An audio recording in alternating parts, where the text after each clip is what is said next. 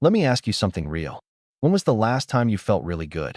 Not just fine, not just okay, really good, vibrant, alive, indeed energized. If you're like most people in midlife, that feeling is a distant memory. You've gotten used to the fatigue. You've normalized the aches. You've accepted the brain fog as just part of getting older.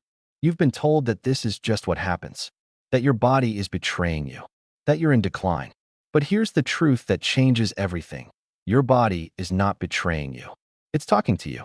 The fatigue, the aches, the fog, the mood swings, these are signals, not failures. They're your body asking for attention, not punishment. In this chapter, you're going to learn why your body is not the enemy and how to finally start listening. Let me tell you about the most common mistake people make in midlife. They think their body is betraying them. They wake up tired and think, this is just what happens. They feel the aches and think, I'm falling apart. They experience brain fog and think, I'm losing my edge. They have mood swings and think, something is wrong with me. Your body is not betraying you. It's talking to you. Learn to listen. Say that again. Your body is not betraying you. It's talking to you. Learn to listen. Here's the truth that might hurt. The fatigue, the aches, the fog, the mood swings, these are not signs of failure. They are signals. They are messages. They are your body trying to get your attention.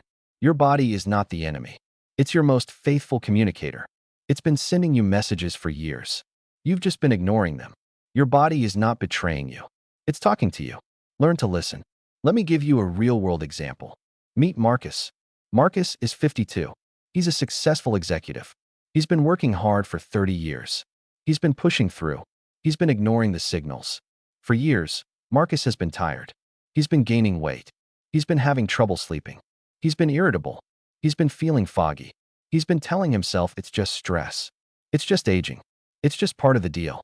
Marcus's body has been talking to him. He hasn't been listening. He's been medicating the symptoms. Coffee to wake up. Alcohol to wind down. Painkillers for the aches. Antacids for the indigestion. He's been silencing the messenger instead of hearing the message. Now meet Sarah. Sarah is also 52. She's also a successful professional. She's also been working hard for 30 years. She's also been tired, achy, and foggy. But Sarah started listening.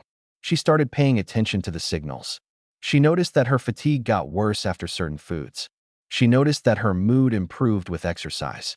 She noticed that her brain fog cleared when she slept better.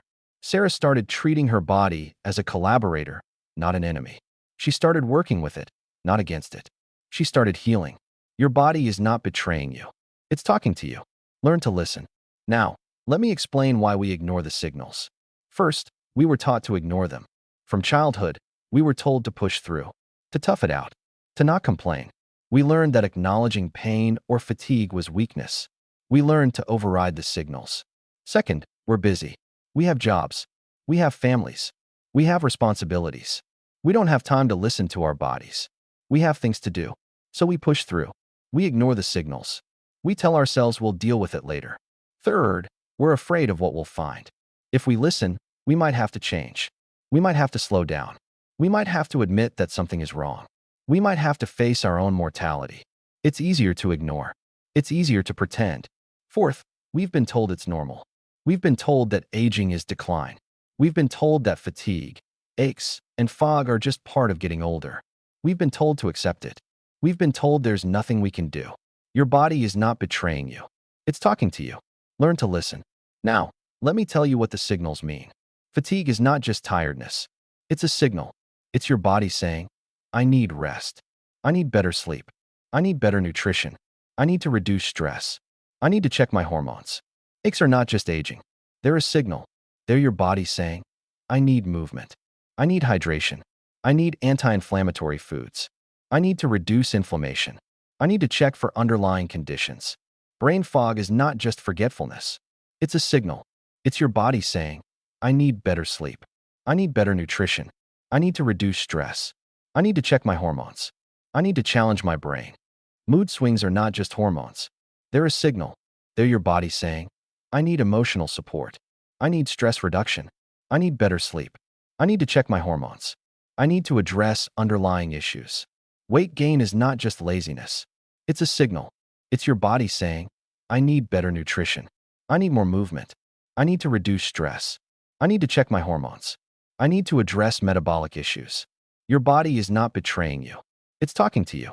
Learn to listen. Now, let me tell you how to start listening. Step 1. Pause. When you notice a symptom, fatigue, ache, fog, mood, pause. Don't push through. Don't medicate. Don't ignore. Pause. Notice it. Acknowledge it. It's a signal. Step 2. Ask. Ask yourself, what is my body trying to tell me? What do I need right now? Rest? Movement? Nutrition? Connection? Let the question guide you. Step 3. Respond. Respond to the signal. If you're tired, rest. If you're achy, move. If you're foggy, nourish. If you're moody, connect. Respond to the message. Don't silence the messenger. Step 4. Track. Track your symptoms. Notice patterns. What makes them better? What makes them worse? What triggers the signals? What quiets them? Learn the language of your body. Your body is not betraying you. It's talking to you. Learn to listen. Now, let me tell you what not to do. Don't ignore the signals. They won't go away. They'll get louder. They'll become more urgent. Eventually, they'll become emergencies. Ignoring is not a strategy. It's avoidance. Don't medicate without understanding. Pills can silence symptoms without addressing causes. They can mask the problem. They can make it harder to hear the message. Use medication wisely, but don't rely on it as the only answer. Don't blame yourself. Your body is not failing you. It's communicating with you. It's not personal. It's biological. Don't take it as a character flaw. Don't shame yourself for being human. Don't accept normal as inevitable.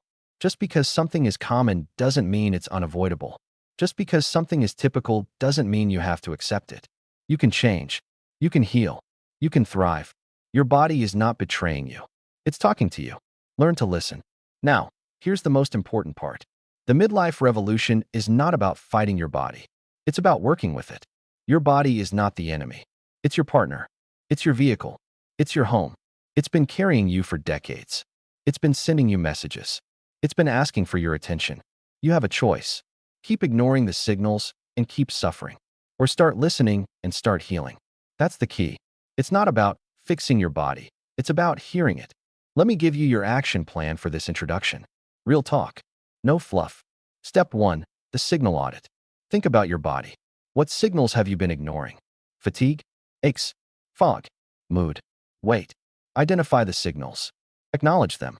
They're real. Step 2. The pause practice. When you notice a symptom, pause. Don't push through. Don't medicate. Don't ignore. Just pause. Notice it. Acknowledge it. It's a signal. Step 3. The question practice. Ask yourself, what is my body trying to tell me? What do I need right now? Let the question guide you. Don't rush to answer. Just ask. Step 4. The response practice. Respond to the signal. If you're tired, rest. If you're achy, move. If you're foggy, nourish. If you're moody, connect. Respond to the message. Step 5. The tracking practice. Track your symptoms. Notice patterns. What makes them better? What makes them worse? Learn the language of your body. Step 6. The mantra. Say this to yourself. Your body is not betraying you. It's talking to you. Learn to listen. I listen to my body. I hear its messages. I respond with care. Your body is not betraying you. It's talking to you. Learn to listen. This is the introduction. Your body is not betraying you. It's communicating with you. The fatigue, the aches, the fog, the mood swings. These are signals, not failures. Most of us were never taught how to read these signals. We were taught to ignore them, to push through, to medicate them away. This audiobook is your owner's manual. It will teach you how to interpret your body's signals, optimize your health, and reclaim your vitality. Not by depending on others, but by becoming the CEO of your own wellness team. Now, with this foundation laid, we need to talk about the signals themselves. What is your body trying to tell you? And how can you decode the messages? Chapter 1. The Science of Aging. What's really happening to your body? Let me ask you something real. Have you ever looked in the mirror and thought, who is that person? The face looking back at you is familiar, but something has changed. The skin isn't as firm. The eyes aren't as bright. The energy isn't what it used to be. And you wonder, is this just aging? Is this just decline? Is this just what happens? The answer is yes and no. Yes, aging is real. Yes, changes are happening. But no, it's not decline. It's transformation. And when you understand the science, you can work with it. not against it. In this chapter, you're going to learn what's really happening to your body and why aging is not a disease, it's a process. Let me tell you about the most misunderstood thing in midlife, the aging process. Most people think aging is decline. They think it's a slow, inevitable slide into frailty. They think it's something to fight, to resist, to deny. They think it's the enemy. Aging is not a disease. It's a process. Learn to work with it. Say that again. Aging is not a disease. It's a process. Learn to work with it. Here's the truth that might change everything. Midlife changes are real. Perimenopause, andropause, declining hormones, slowing metabolism, decreasing muscle mass. These are not in your head. They are biological realities. But they are not failures. They are not signs of decline. They are signs of change. And change is not the enemy. It's the opportunity. Aging is not a disease. It's a process. Learn to work with it. Let me give you a real-world example. Meet Marcus. Marcus is 52. He's been feeling the changes. His energy is down. His waistline is up. His libido is flagging. He's having trouble sleeping. He's feeling foggy. He's worried. He thinks he's in decline. Marcus doesn't understand the science. He thinks this is just what happens. He thinks he's powerless. He started to believe that his best years are behind him. He's given up. Now meet Sarah. Sarah is also 52. She's also been feeling the changes. Her energy is down. Her waistline is up. Her sleep is disrupted. She's having hot flashes. She's feeling moody. She's worried. But Sarah understands the science. She knows that these changes are not decline. They're transformation. She knows that aging is not a disease. It's a process, and she's learning to work with it. Sarah is taking action. She's optimizing her hormones. She's adjusting her nutrition. She's prioritizing her sleep. She's moving her body. She's not fighting her biology. She's working with it. Aging is not a disease. It's a process. Learn to work with it. Now, let me explain what's really happening to your body. First, your hormones are shifting. For women, perimenopause and menopause bring a decline in estrogen and progesterone. This affects everything: mood, sleep, metabolism, bone density, libido, cognitive function. It's not in your head. It's biology. For men, andropause brings a gradual decline in testosterone. This affects energy, muscle mass, libido, mood, and cognitive function. It's not in your head. It's biology. These hormonal shifts are real. They are not failures. They are transitions, and they can be managed. Second, your metabolism is slowing. Your metabolic rate naturally declines with age. This means you burn fewer calories at rest. This means you gain weight more easily. This means you need to adjust your nutrition and movement. But here's the good news.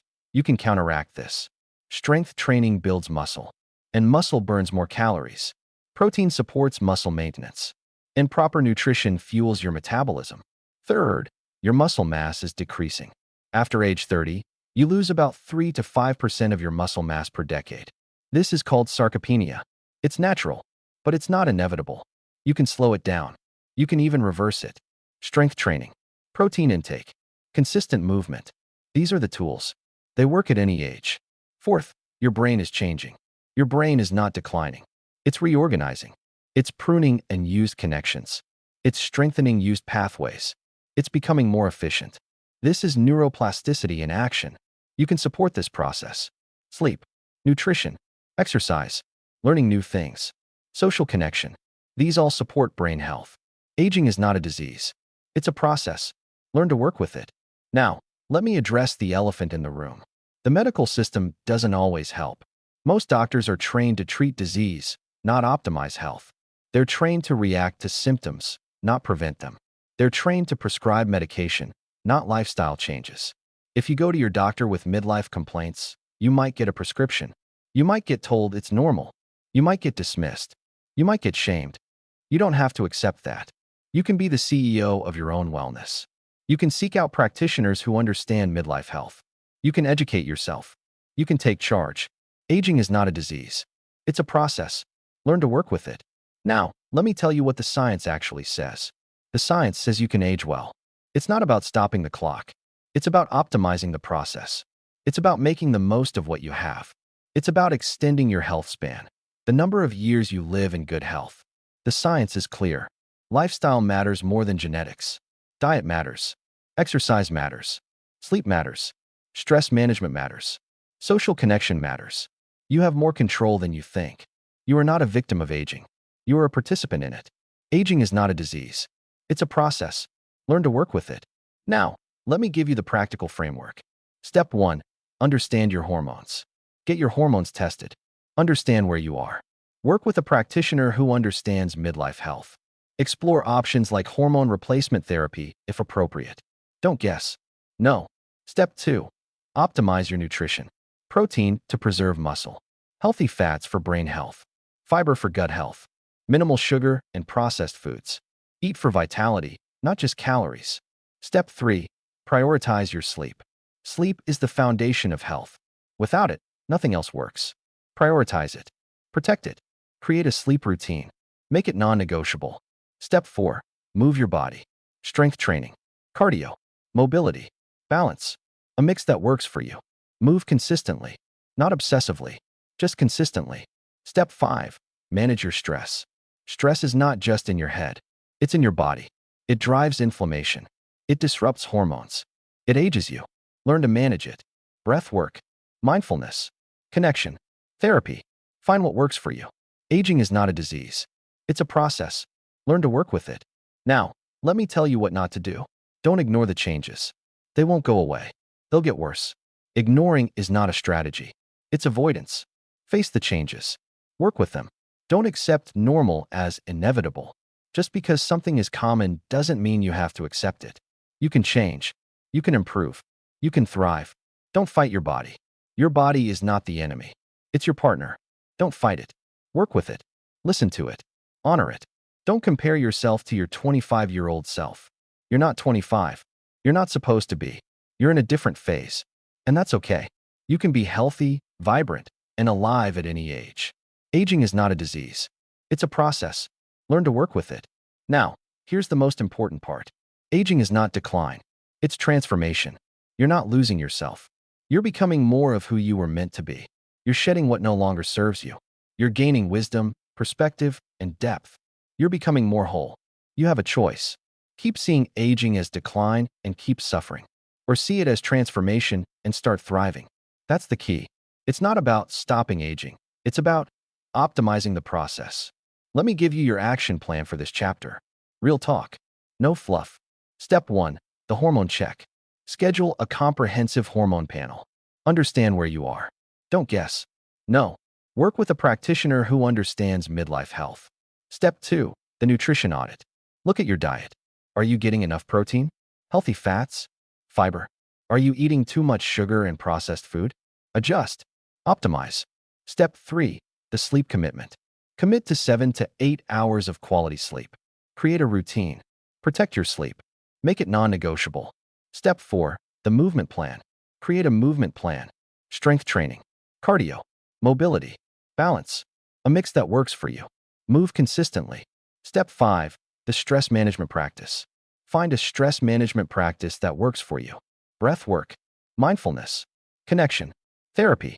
Do it regularly. Step 6. The mantra. Say this to yourself. Aging is not a disease. It's a process. Learn to work with it. I work with my body.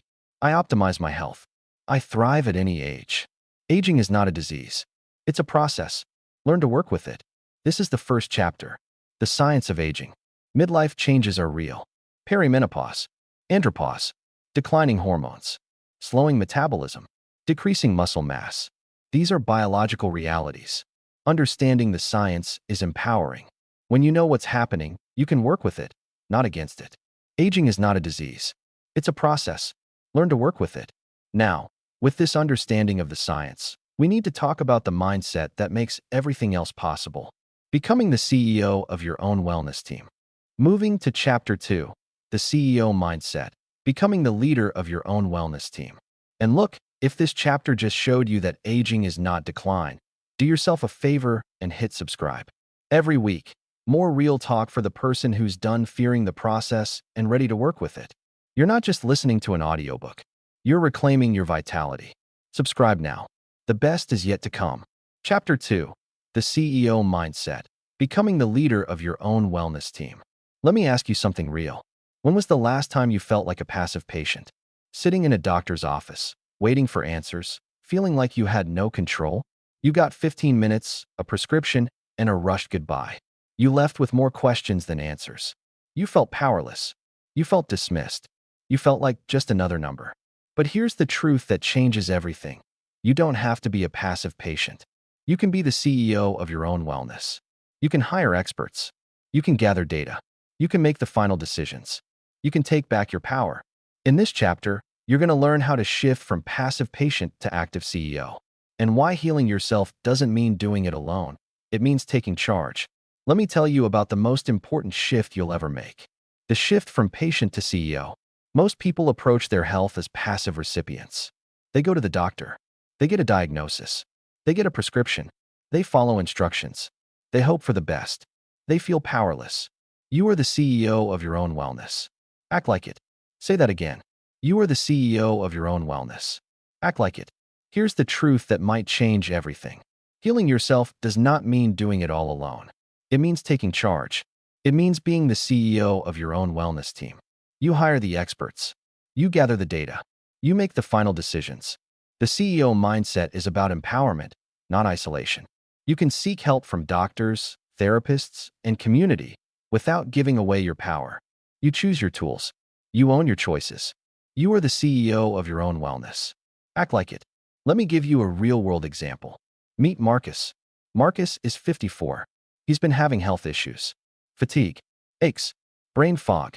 He's been to 3 doctors. Each one gave him a different diagnosis. Each one gave him a different prescription. Each one rushed him out the door.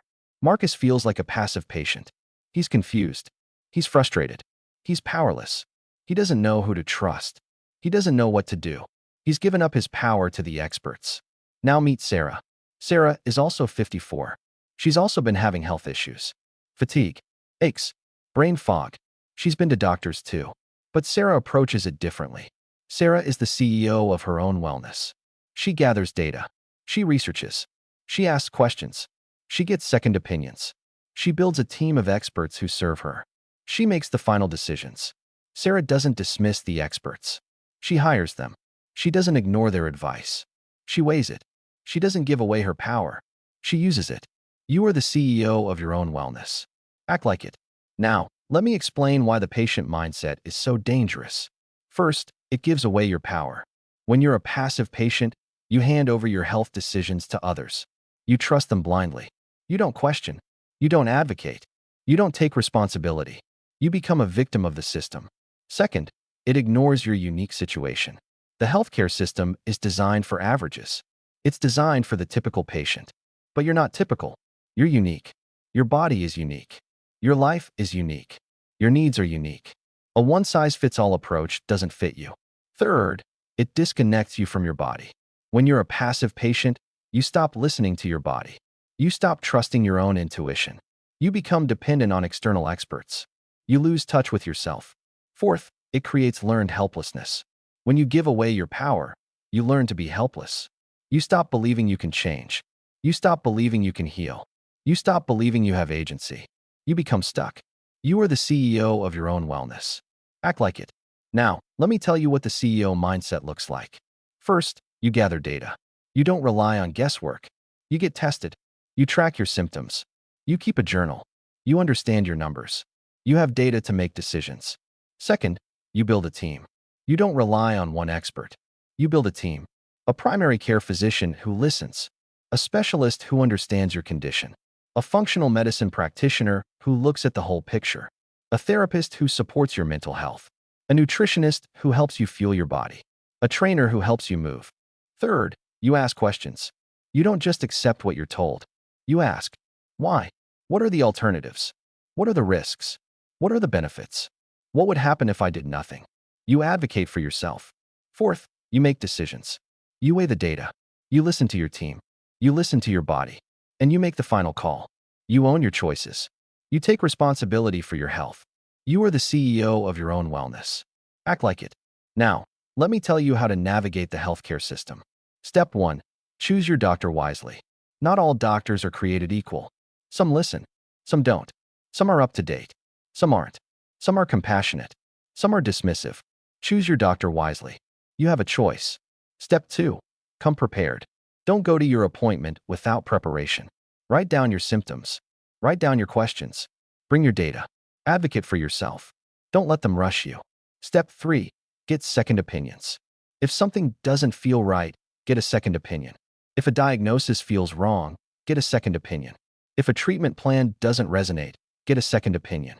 You have a right to more than one perspective. Step 4. Don't be afraid to switch doctors. If your doctor dismisses you, switch. If your doctor doesn't listen, switch. If your doctor doesn't respect you, switch. You deserve a doctor who sees you as a partner, not a patient. You are the CEO of your own wellness. Act like it. Now, let me tell you what not to do. Don't give away your power. You are the expert on your own body. You know yourself better than anyone. Trust your intuition. Trust your experience. Don't give away your power to anyone. Don't accept being dismissed. If a doctor dismisses your concerns, challenge them. If a doctor tells you it's all in your head, find a new doctor. You deserve to be heard. You deserve to be taken seriously. Don't rely on one source. Don't rely on one doctor. Don't rely on one treatment. Don't rely on one approach. Build a team. Get multiple perspectives. Make informed decisions. Don't forget that you have a choice. You have a choice in your healthcare. You can choose your doctors. You can choose your treatments. You can choose your approach. You are not a victim. You are a CEO. You are the CEO of your own wellness. Act like it. Now, here's the most important part. You are not a passive patient. You are an active CEO. You have the power to take charge of your health. You have the power to build a team. You have the power to make decisions. You have the power to advocate for yourself. You have the power to heal.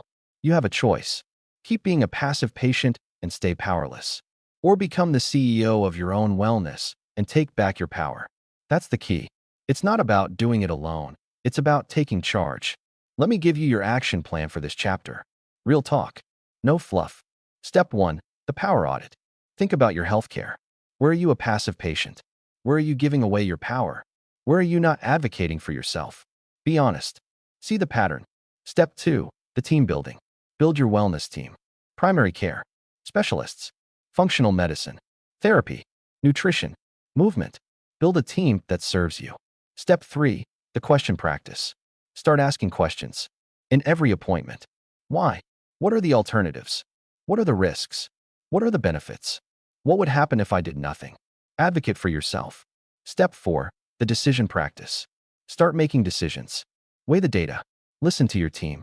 Listen to your body. Make the final call. Own your choices. Take responsibility. Step 5. The mantra. Say this to yourself. You are the CEO of your own wellness. Act like it. I take charge. I build my team. I make my decisions. I own my health. You are the CEO of your own wellness. Act like it. This is the second chapter. The CEO mindset. Healing yourself does not mean doing it all alone. It means taking charge. It means being the CEO of your own wellness team. You hire the experts. You gather the data. You make the final decisions. The CEO mindset is about empowerment, not isolation.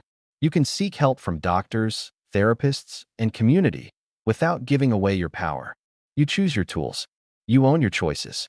Now, with the CEO mindset in place, we need to talk about the next step.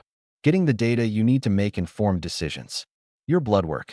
Moving to Chapter 3, Blood Work, the numbers that tell your story.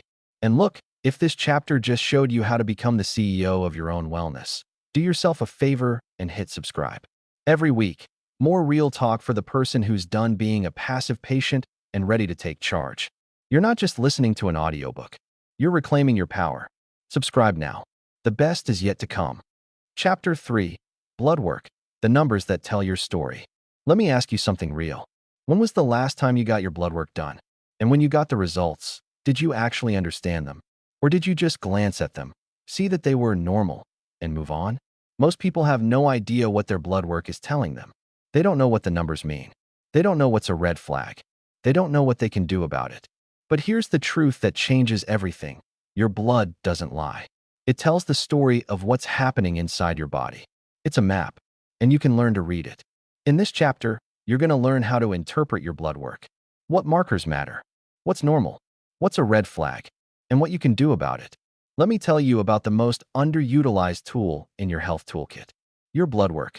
Your blood doesn't lie. It tells the story of what's happening inside your body.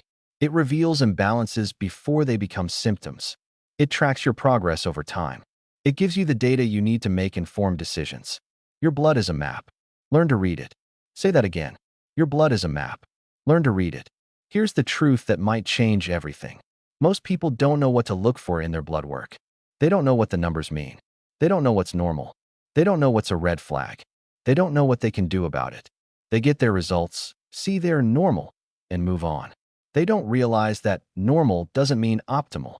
They don't realize that small shifts can be early warning signs. They don't realize that they have the power to change their numbers. Your blood is a map. Learn to read it. Let me give you a real-world example. Meet Marcus. Marcus is 54. He gets his blood work done every year. He gets his results. He sees that everything is normal. He moves on. Marcus doesn't know what the numbers mean. He doesn't know what's optimal. He doesn't know what's a red flag. He trusts that normal means fine. He doesn't ask questions. He doesn't take action. Marcus's blood work has been showing early signs of insulin resistance for years. His fasting glucose has been creeping up. His triglycerides have been increasing. His HDL has been dropping. But because everything is still normal, he hasn't done anything. Now meet Sarah. Sarah is also 54. She also gets her blood work done every year. But Sarah knows how to read her numbers. She knows what's optimal. She knows what's a red flag. She knows what she can do about it. Sarah noticed that her fasting glucose was creeping up. She noticed her triglycerides were increasing. She noticed her HDL was dropping. She knew these were early signs of insulin resistance. Sarah took action. She adjusted her diet. She increased her exercise. She prioritized her sleep. She tracked her progress. Her numbers improved. She prevented a problem before it became a disease. Your blood is a map. Learn to read it. Now, let me explain the key markers you need to know. First, glucose and insulin. These are markers of blood sugar control. Fasting glucose should be below 90 milligrams per deciliter for optimal health. Fasting insulin should be below 10 IU/ml. Hemoglobin A1C should be below 5.5%. These numbers tell you how well your body processes sugar. If these numbers are creeping up, it's an early warning sign of insulin resistance. That's a precursor to type 2 diabetes, heart disease, and cognitive decline. You can reverse it with diet, exercise, and lifestyle changes. Second, lipids.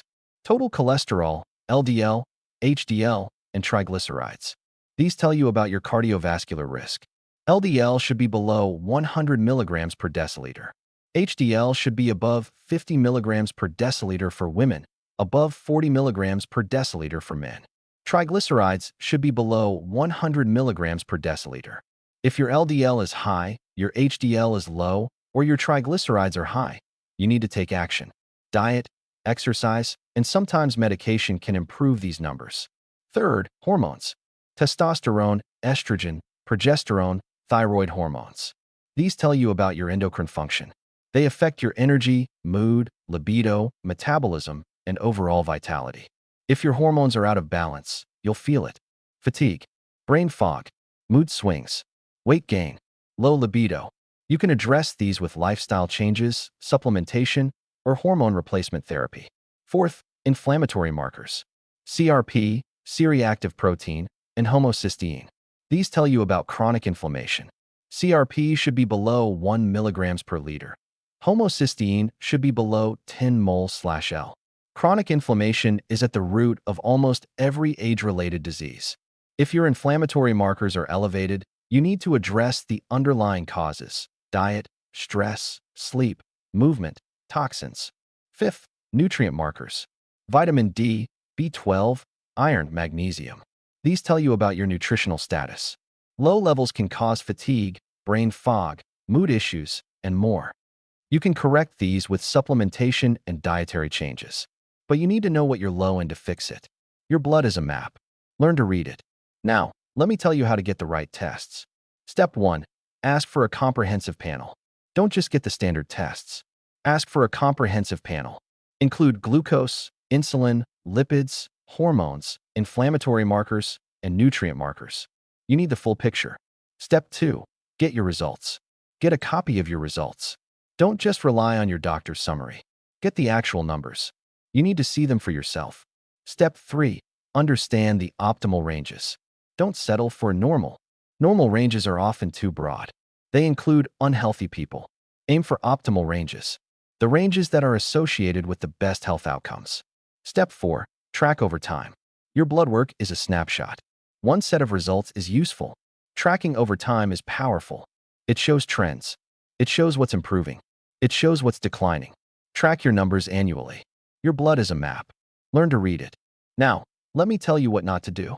Don't settle for normal. Normal doesn't mean optimal. Normal doesn't mean healthy. Normal means average. And average is not where you want to be. Aim for optimal. Don't ignore early warning signs. Small shifts in your numbers are early warning signs. They're opportunities to intervene before things get worse. Don't ignore them. Act on them. Don't rely on your doctor to tell you everything. Doctors are busy.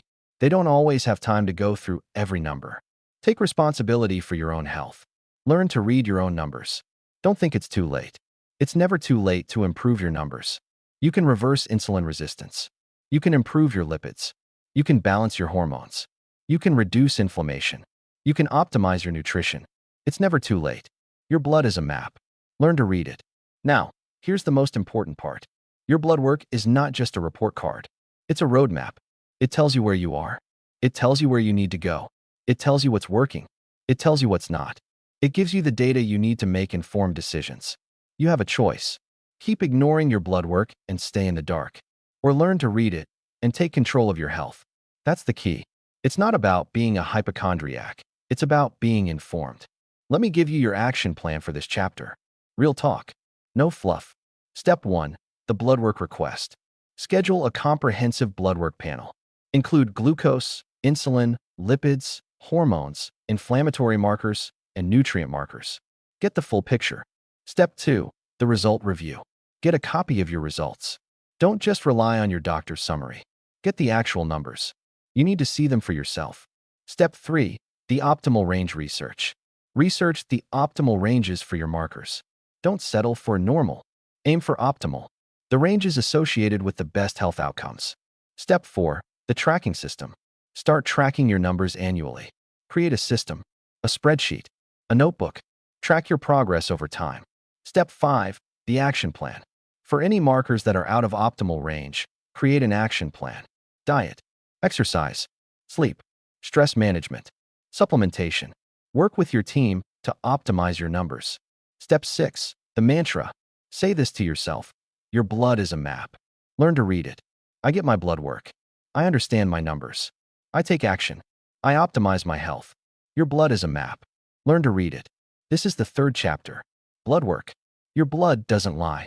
It tells the story of what's happening inside your body. Learning to read your blood work is empowering. You can catch problems early. You can track your progress. You can make informed decisions. This chapter teaches you how to interpret your blood work. What markers matter? What's normal? What's a red flag? What you can do about it. Now, with your blood work as your roadmap, we need to talk about the foundation of everything else. The non-negotiable pillar of health. Sleep. Moving to chapter 4. Sleep. The non-negotiable foundation of health.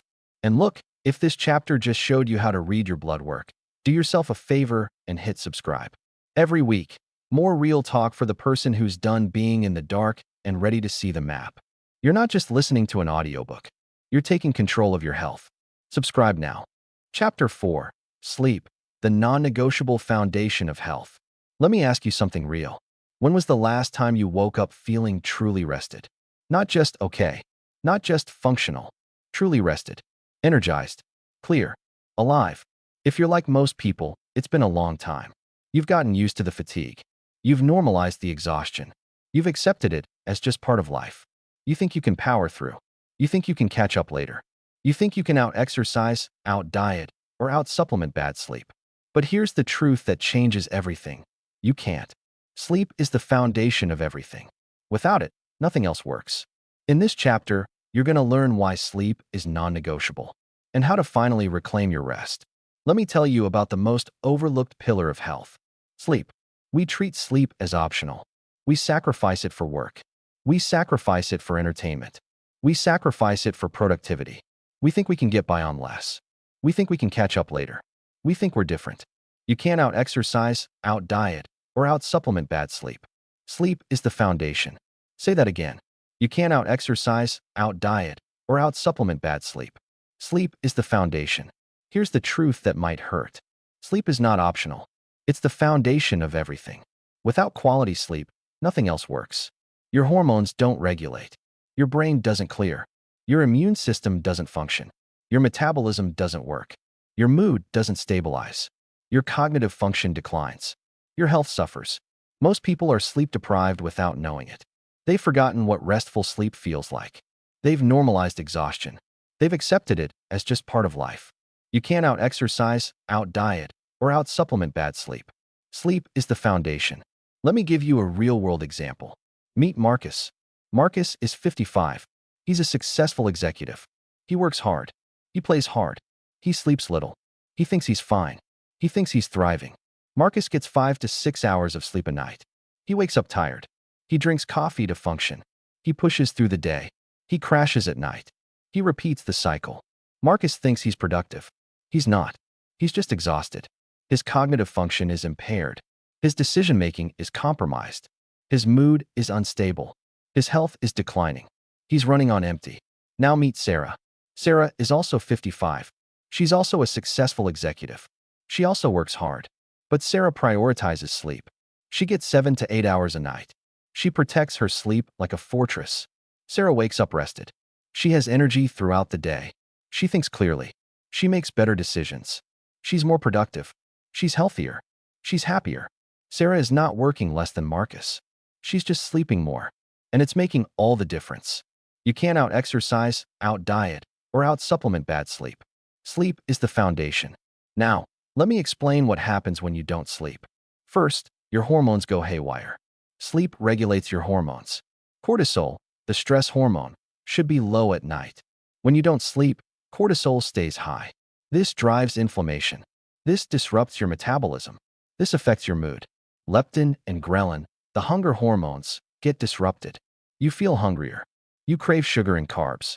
You gain weight. You can't lose it. Growth hormone, which repairs tissue and builds muscle, is released during deep sleep. Without enough sleep, you don't get enough growth hormone. You lose muscle. You gain fat. You age faster. Second, your brain doesn't clear. During sleep, your brain clears out toxins. It flushes out beta amyloid, a protein linked to Alzheimer's. Without enough sleep, these toxins accumulate. Your brain doesn't clear. You experience brain fog. You forget things. You lose your edge. You increase your risk of cognitive decline. Third, your immune system weakens. During sleep, your immune system produces cytokines, proteins that fight infection and inflammation. Without enough sleep, your immune system weakens. You get sick more often. You recover more slowly. You increase your risk of chronic disease. Fourth, your metabolism slows. Sleep deprivation disrupts insulin sensitivity. Your cells become less responsive to insulin. Your blood sugar rises. Your risk of type 2 diabetes increases. Your metabolism slows. You gain weight. You can't lose it. You can't out-exercise, out-diet, or out-supplement bad sleep. Sleep is the foundation. Now, let me tell you how to optimize your sleep. Step 1. Prioritize consistency. Your body thrives on routine. Go to bed at the same time every night. Wake up at the same time every morning. Even on weekends. Consistency reinforces your circadian rhythm. It makes sleep more restorative. Step 2. Create a sleep sanctuary. Your bedroom should be a sanctuary for sleep. Cool, dark, and quiet. The ideal temperature is around 65 degrees Fahrenheit. Use blackout curtains to block light. Use earplugs or a white noise machine to block sound. Remove screens from the bedroom. Your bed should be for sleep and intimacy, not for work or entertainment. Step 3. Establish a wind-down routine. Your body needs time to transition from wakefulness to sleep. Create a wind-down routine. 30 to 60 minutes before bed. Dim the lights. Avoid screens. Read a physical book. Take a warm bath. Practice deep breathing. Meditate. Listen to calming music. Let your body know it's time to rest. Step 4. Manage light exposure. Light is the primary cue for your circadian rhythm. Get bright light exposure in the morning. It sets your clock. Avoid bright light in the evening. It delays your sleep.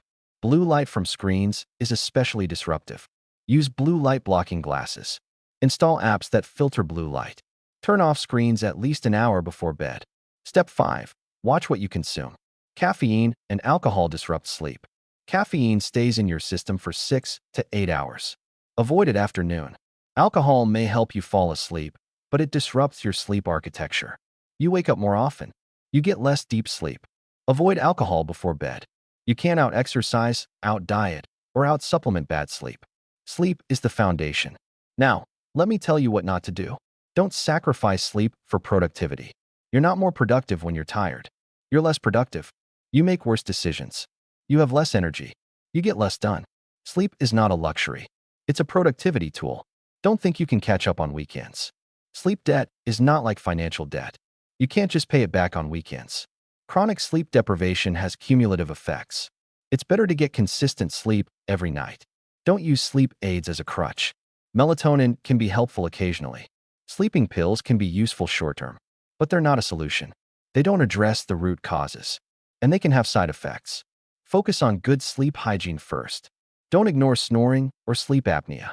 Snoring can be a sign of sleep apnea. Sleep apnea disrupts your sleep and oxygen levels. It increases your risk of heart disease, stroke, and cognitive decline. If you snore loudly or wake up gasping, get tested. It's treatable, and it can transform your health. You can't out-exercise, out-diet, or out-supplement bad sleep. Sleep is the foundation. Now, here's the most important part. Sleep is not a luxury. It's a necessity. It's not something you do when you have time. It's something you do because you need it. It's not something you sacrifice for productivity. It's something you prioritize because it makes you more productive. It's not something you catch up on later. It's something you invest in every night. You have a choice. Keep sacrificing sleep and keep suffering. Or prioritize sleep and start thriving. That's the key. It's not about sleeping more. It's about sleeping better. Let me give you your action plan for this chapter. Real talk. No fluff. Step 1. The sleep audit. Track your sleep for 1 week. How many hours do you get? How do you feel when you wake up? What's your sleep quality? Be honest. See where you are. Step 2. The consistency commitment. Commit to a consistent sleep schedule. Go to bed at the same time every night. Wake up at the same time every morning, even on weekends. Reinforce your circadian rhythm. Step 3. The sanctuary creation. Create a sleep sanctuary. Cool, dark, quiet. Remove screens. Make your bedroom a place for sleep, not work, not entertainment. Step 4. The wind-down routine. Create a wind-down routine. 30 to 60 minutes before bed. Dim the lights. Avoid screens. Read. Meditate. Let your body know it's time to rest.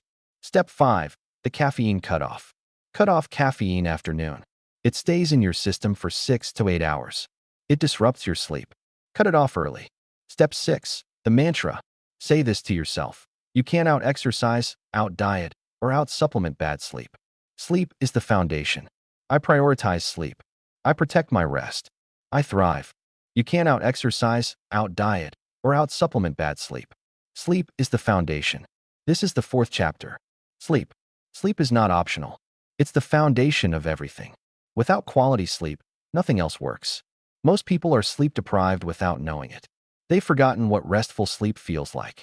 This chapter teaches you how to optimize your sleep, the science of sleep hygiene, the role of circadian rhythms, the impact of light and temperature, practical steps to reclaim your rest.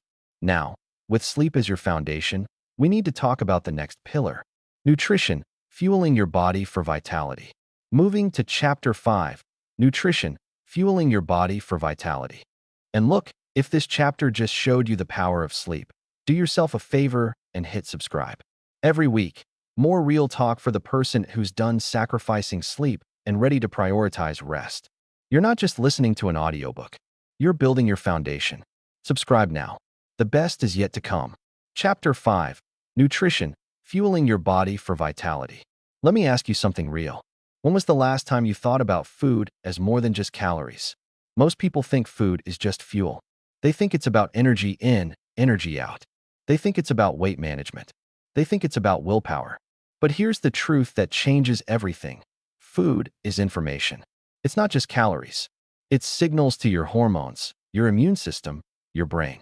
What you eat either fuels inflammation or fights it.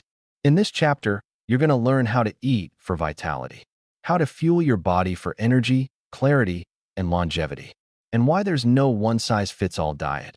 But there are principles that apply to everyone. let me tell you about the most misunderstood tool in your health toolkit. Nutrition. We've been taught to think of food as calories. Fuel. Energy in, energy out. If you eat less, you lose weight. If you eat more, you gain weight. Simple. But it's not simple. It's complex. It's nuanced. It's personal. Food is fuel. Choose wisely. Say that again. Food is fuel. Choose wisely. Here's the truth that might change everything. Food is information. It's not just calories. It's signals to your hormones, your immune system, your brain. What you eat either fuels inflammation or fights it. There is no one-size-fits-all diet. But there are principles that apply to everyone. Protein to preserve muscle. Healthy fats for brain health. Fiber for gut health. Minimal sugar and processed foods. Food is fuel. Choose wisely. Let me give you a real-world example. Meet Marcus. Marcus is 55. He's been eating the same way for 30 years. He eats what's convenient. He eats what tastes good. He eats what he's always eaten. He doesn't think about nutrition. He thinks he's fine. Marcus is tired. He's gained weight. He's achy. He's foggy. He's moody. He thinks it's just aging. He thinks there's nothing he can do. Now meet Sarah. Sarah is also 55. She used to eat like Marcus. She used to be tired. She used to be achy. She used to be foggy. But Sarah learned about nutrition. She learned that food is information. She learned that what she eats either fuels inflammation or fights it. She learned that she had a choice. Sarah changed her diet. She added more protein. She added more healthy fats. She added more fiber. She reduced sugar and processed foods. Sarah has more energy. She's lost weight. She's less achy. She's clearer. She's happier. She didn't just change her diet. She changed her life. Food is fuel. Choose wisely. Now, let me explain the key principles of nutrition. First, protein is essential. Protein is the building block of your body. It preserves muscle mass. It supports your immune system. It keeps you full. It stabilizes blood sugar. As you age, you need more protein, not less. Aim for 1.2 to 1.6 grams of protein per kilogram of body weight. That's about 30 to 40 grams per meal. Good sources: meat, fish, eggs, dairy, legumes, tofu. Second, healthy fats are critical. Fats are not the enemy. They're essential. They support brain health. They reduce inflammation. They help absorb vitamins. They provide sustained energy. Focus on healthy fats: avocados, olive oil, nuts, seeds, fatty fish. Avoid trans fats and highly processed vegetable oils. Third, fiber is your friend. Fiber feeds your gut microbiome. A healthy gut supports your immune system, your mood, and your metabolism. It regulates blood sugar. It keeps you full. Aim for 25 to 35 grams of fiber per day. Good sources: vegetables, fruits, whole grains, legumes, nuts, seeds. Fourth, sugar and processed foods are the enemy. Sugar drives inflammation. It spikes blood sugar. It crashes your energy. It feeds cravings. It promotes weight gain. It increases your risk of chronic disease. Processed foods are designed to be addictive. They're stripped of nutrients. They're full of sugar, unhealthy fats, and chemicals. Avoid them. Food is fuel. Choose wisely. Now, let me tell you how to eat for energy. Step 1. Start with protein. At every meal, start with protein. It stabilizes blood sugar. It keeps you full. It fuels your muscles. It supports your brain. Protein first. Step 2. Add healthy fats. Add healthy fats to every meal. They slow digestion. They keep you full. They support brain health. They reduce inflammation. Fats are not the enemy. They're essential. Step 3. Load up on vegetables. Vegetables are packed with nutrients. They're high in fiber. They're low in calories. They support gut health. They fight inflammation. Eat a variety of colors. Eat them at every meal. Step 4. Minimize sugar and processed foods. Sugar and processed foods are the enemy. They drive inflammation. They spike blood sugar. They crash your energy. They promote weight gain. Minimize them. Avoid them when possible. Food is fuel. Choose wisely. Now, let me tell you what not to do. Don't follow fad diets. Fad diets don't work long-term. They're unsustainable. They're often unhealthy. They're based on hype, not science. Focus on principles, not trends. Don't eliminate entire food groups. Unless you have a specific allergy or intolerance, you don't need to eliminate entire food groups. You need balance. You need variety. You need nutrients. Don't obsess over calories. Calories matter, but they're not the whole story. The quality of your food matters more than the quantity. Focus on nutrient density, not calorie counting. Don't ignore your body. Your body gives you feedback. It tells you what works. It tells you what doesn't. Pay attention. Adjust accordingly. Food is fuel. Choose wisely. Now, here's the most important part. There is no one-size-fits-all diet. But there are principles that apply to everyone. Your body is unique. Your metabolism is unique. Your genetics are unique. Your lifestyle is unique. What works for someone else may not work for you. But the principles apply to everyone. Protein, healthy fats, fiber, minimal sugar, and processed foods. These are universal. These are foundational. Food is fuel. Choose wisely. You have a choice. Keep eating the way you've always eaten and keep feeling the way you've always felt. Or learn to fuel your body and start thriving. That's the key. It's not about perfect eating. It's about better choices. Let me give you your action plan for this chapter. Real talk. No fluff. Step 1. The nutrition audit. Track what you eat for 1 week. Write it down. Notice patterns. Where are you getting protein? Where are you getting healthy fats? Where are you getting fiber? Where are you getting sugar and processed foods? Be honest. See where you are. Step 2. The protein upgrade. At every meal, add protein. Start with protein. 30 to 40 grams per meal. It stabilizes blood sugar. It keeps you full. It fuels your muscles. Step 3. The fat addition.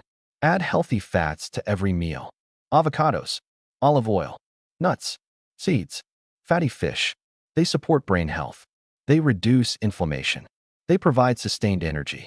Step 4. The vegetable load. Load up on vegetables. Eat a variety of colors. Eat them at every meal. They're packed with nutrients.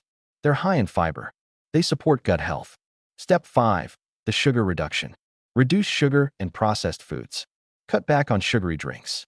Cut back on snacks. Cut back on packaged foods. Choose whole foods instead. Step 6. The mantra. Say this to yourself. Food is fuel. Choose wisely. I fuel my body for vitality. I eat for energy, clarity, and longevity. Food is fuel. Choose wisely. This is the 5th chapter. Nutrition. Food is information. It's not just calories. It's signals to your hormones, your immune system, your brain. What you eat either fuels inflammation or fights it. There is no one-size-fits-all diet. But there are principles that apply to everyone. Protein to preserve muscle. Healthy fats for brain health. Fiber for gut health. Minimal sugar and processed foods. Now, with nutrition as your foundation, we need to talk about the next pillar. Inflammation, the silent enemy. Moving to chapter 6. Inflammation, the silent enemy. And look, if this chapter just showed you how to fuel your body for vitality, do yourself a favor and hit subscribe. Every week, more real talk for the person who's done eating without thinking and ready to eat with intention. You're not just listening to an audiobook. You're fueling your future. Subscribe now. The best is yet to come. Chapter 6. Inflammation, the silent enemy. Let me ask you something real. What if I told you that there's a fire burning inside your body right now? A slow, silent fire that's been smoldering for years. A fire that's at the root of almost every age-related disease. Heart disease, diabetes, dementia, arthritis, autoimmune conditions. It's the common thread. It's inflammation. And most people have no idea it's there. They can't feel it. They can't see it. But it's there, quietly destroying their health from the inside out. In this chapter, you're going to learn what inflammation is, why it's so dangerous, and how you can put out the fire. Let me tell you about the most overlooked threat to your health. Inflammation. Not the acute inflammation you get from a cut or an infection. The kind of inflammation that's helpful. The kind that heals. The kind that protects. I'm talking about chronic inflammation. The slow, silent fire that burns beneath the surface. The fire that's at the root of almost every age-related disease. Heart disease, diabetes, dementia, arthritis, autoimmune conditions. It's the common thread. Inflammation is the fire. You have the power to put it out. Say that again. Inflammation is the fire. You have the power to put it out. Here's the truth that might hurt. Chronic inflammation is at the root of almost every age-related disease. It's the silent enemy. It's the fire that burns beneath the surface. And most people have no idea it's there. They can't feel it. They can't see it. They don't know it's happening. Until it's too late. Until the disease has already taken hold. Until the damage is done. Inflammation is the fire. You have the power to put it out. Let me give you a real-world example. Meet Marcus. Marcus is 56. He's been feeling off for years. Tired, achy, foggy. He's been to doctors. They've run tests. Everything is normal. Marcus thinks he's fine. But Marcus has chronic inflammation. His C-reactive protein is elevated. His homocysteine is high. His inflammatory markers are off the charts. He doesn't know it. His doctors don't tell him. He's a ticking time bomb. Marcus is going to develop heart disease, or diabetes, or dementia, or all three. And he won't know why. He'll think it was just bad luck. He'll think it was just genetics. He'll think there was nothing he could do. Now meet Sarah. Sarah is also 56. She's also been feeling off, tired, achy, foggy. But Sarah learned about inflammation. She learned about the silent fire. She learned that she had the power to put it out. Sarah got tested. She checked her inflammatory markers. She identified the sources of inflammation in her life: diet, stress, lack of sleep, lack of movement. Sarah took action. She changed her diet. She reduced her stress. She prioritized her sleep. She moved her body. She turned down the fire. Sarah's markers improved. Her symptoms improved. Her health improved. She prevented disease before it started. Inflammation is the fire. You have the power to put it out. Now, let me explain what inflammation is and why it's so dangerous. First, inflammation is the body's defense mechanism. When you're injured or infected, your immune system responds with inflammation. It's protective. It's healing. It's essential. Second, acute inflammation is good. It's the body's way of fighting off threats. It's the redness, swelling, and heat you get around a cut.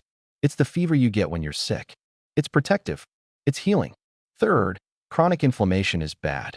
When inflammation doesn't turn off, it becomes chronic. It becomes a slow, silent fire.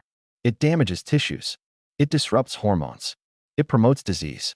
It's the root of almost every age-related illness. Fourth, chronic inflammation is invisible. You can't feel it. You can't see it. You can't know it's there without testing. It silently damages your body for years before symptoms appear. By the time you feel it, it's often too late. Inflammation is the fire. You have the power to put it out. Now, let me tell you the causes of chronic inflammation. First, diet.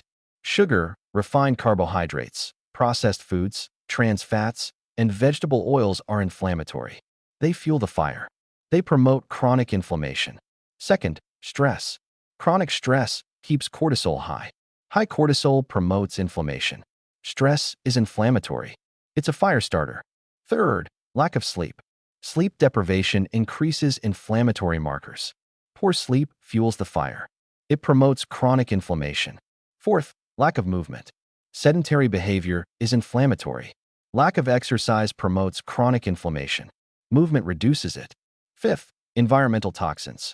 Pesticides, heavy metals, air pollution, and other toxins promote inflammation.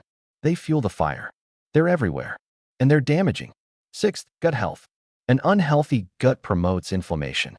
Poor diet, antibiotics, and stress disrupt the gut microbiome. A disrupted microbiome promotes chronic inflammation. Inflammation is the fire. You have the power to put it out. Now, let me tell you how to reduce inflammation. Step 1. Eat an anti-inflammatory diet. Eat whole foods. Eat vegetables, fruits, healthy fats, and lean proteins. Avoid sugar, refined carbohydrates, processed foods, trans fats, and vegetable oils. Eat to reduce inflammation. Eat to put out the fire. Step 2. Manage your stress. Chronic stress is inflammatory. You need to manage it. Breath work, mindfulness, meditation, therapy, connection. Find what works for you. Practice it daily. Reduce the fire. Step 3. Prioritize your sleep. Sleep deprivation is inflammatory. You need quality sleep. 7 to 8 hours a night. Consistent schedule. Sleep sanctuary. Wind down routine. Protect your sleep. It extinguishes the fire. Step 4. Move your body. Sedentary behavior is inflammatory. You need to move. Strength training, cardio, mobility, balance, consistent movement.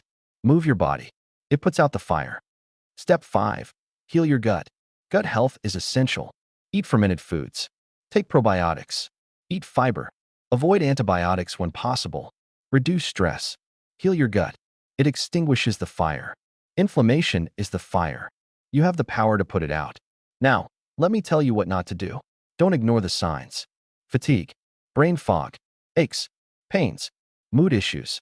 These can be signs of chronic inflammation. Don't ignore them. Investigate them. Address them. Don't rely on medication alone. Medication can help, but it's not a solution. It's a band-aid. You need to address the underlying causes. Diet, stress, sleep, movement, gut health. Don't think it's too late. It's never too late to reduce inflammation. You can turn down the fire at any age. Even if you've already developed a chronic condition, you can reduce inflammation and improve your health. Don't underestimate the power of lifestyle changes. Diet, stress management, sleep, movement, and gut health are powerful. They're more powerful than most medications. They're more powerful than most supplements. They're the fire extinguishers you need. Inflammation is the fire. You have the power to put it out. Now, here's the most important part. You have the power to reduce inflammation. It's not genetics. It's not bad luck. It's not inevitable. It's a choice. A choice to eat well, to manage stress, to sleep, to move, to heal your gut, to put out the fire. You have a choice. Keep fueling the fire and keep suffering. Or take action and put out the fire. That's the key. It's not about eliminating inflammation. It's about reducing it. Let me give you your action plan for this chapter. Real talk. No fluff.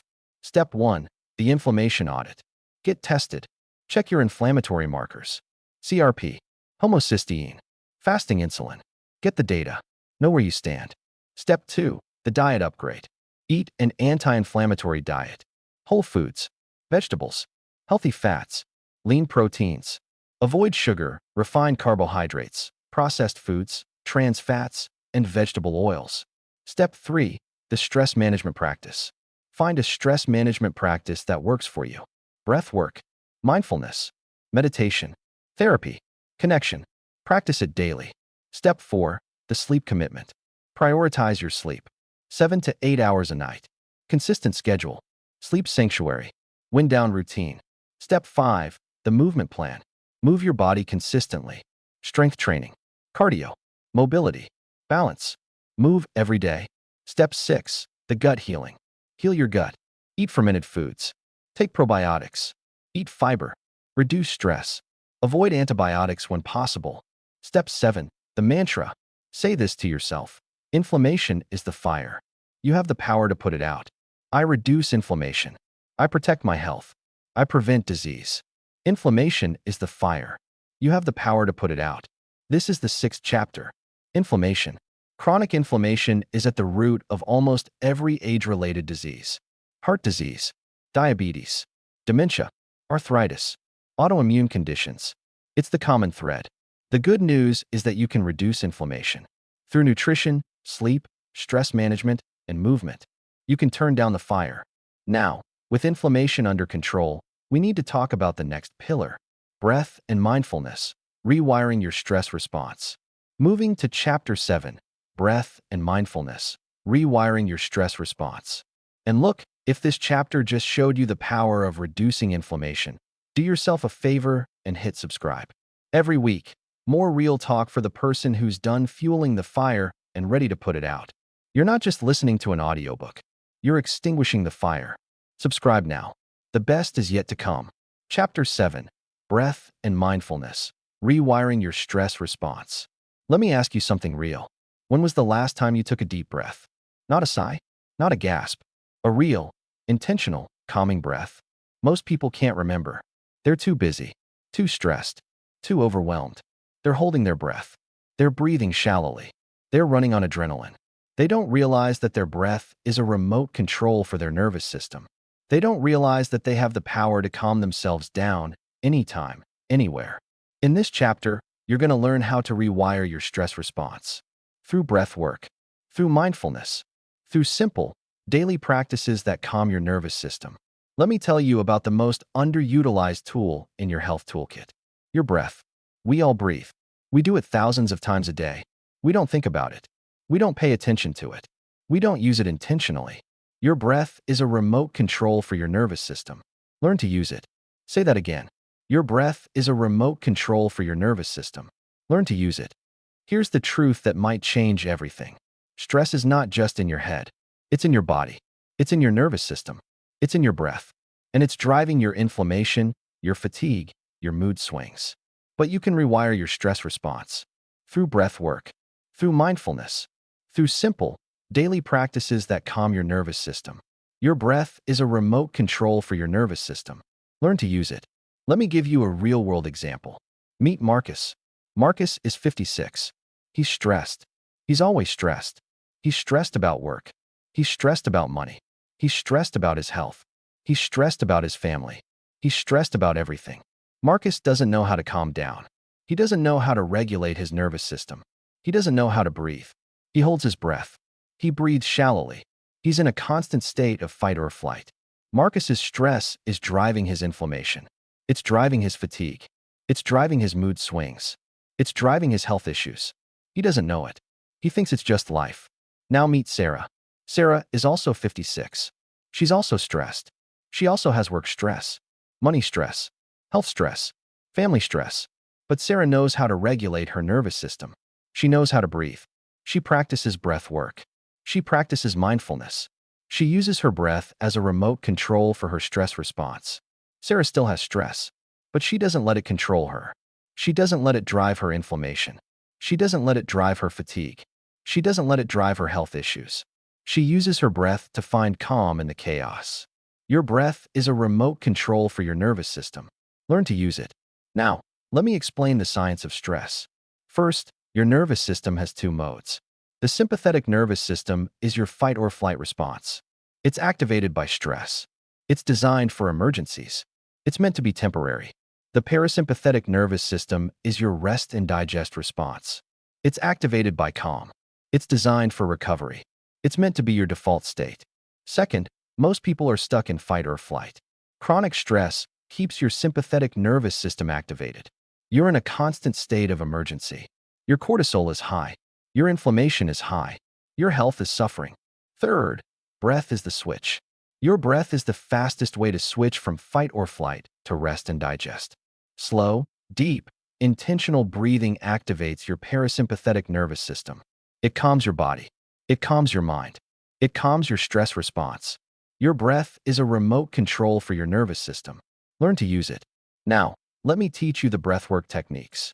Technique 1, the 4-7-8 breath. This is a simple, powerful technique. Inhale through your nose for 4 counts. Hold for 7 counts. Exhale through your mouth for 8 counts. Repeat 4 to 8 times. This technique activates your parasympathetic nervous system. It calms your stress response. It reduces anxiety. It helps you sleep. It's a powerful tool. Technique 2, box breathing. Inhale for 4 counts. Hold for 4 counts. Exhale for 4 counts. Hold for 4 counts. Repeat 4 to 8 times. This technique is used by Navy SEALs. It calms the nervous system. It improves focus. It reduces stress. It's simple. It's powerful. Technique 3, diaphragmatic breathing. Place one hand on your chest and one on your belly. Breathe deeply into your belly. Feel your belly rise. Feel your chest stay still. Exhale slowly. Repeat 4 to 8 times. This technique activates your parasympathetic nervous system. It calms your body. It calms your mind. It reduces stress. It's foundational. Your breath is a remote control for your nervous system. Learn to use it. Now, let me teach you the mindfulness techniques. Technique 1, body scan. Sit or lie down comfortably. Close your eyes. Bring your attention to your toes. Notice any sensations. Move up to your feet, your ankles, your legs, your hips, your belly, your chest, your hands, your arms, your shoulders, your neck, your face, your head. Notice any sensations. Don't judge them. Just notice them. This grounds you. It calms you. It brings you into the present moment. Technique 2, sensory grounding. Pause. Notice 5 things you can see, 4 things you can feel, 3 things you can hear, 2 things you can smell, 1 thing you can taste. This anchors you in the present. It pulls you out of stress. It calms your nervous system. Technique 3, loving kindness meditation. Sit comfortably. Close your eyes. Bring to mind someone you love. Send them love. May you be happy. May you be healthy. May you be safe. May you live with ease. Send the same love to yourself. Send it to someone neutral. Send it to someone difficult. Send it to all beings. This opens your heart. It reduces stress. It increases connection. Your breath is a remote control for your nervous system. Learn to use it. Now, let me tell you how to integrate these practices. Step 1. Start small.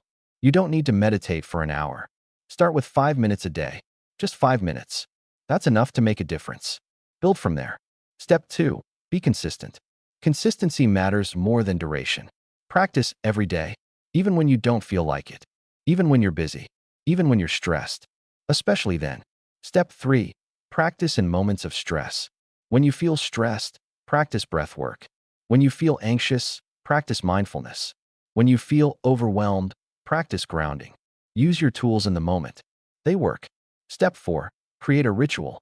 Integrate your practice into your daily routine. Morning breath work. Evening mindfulness.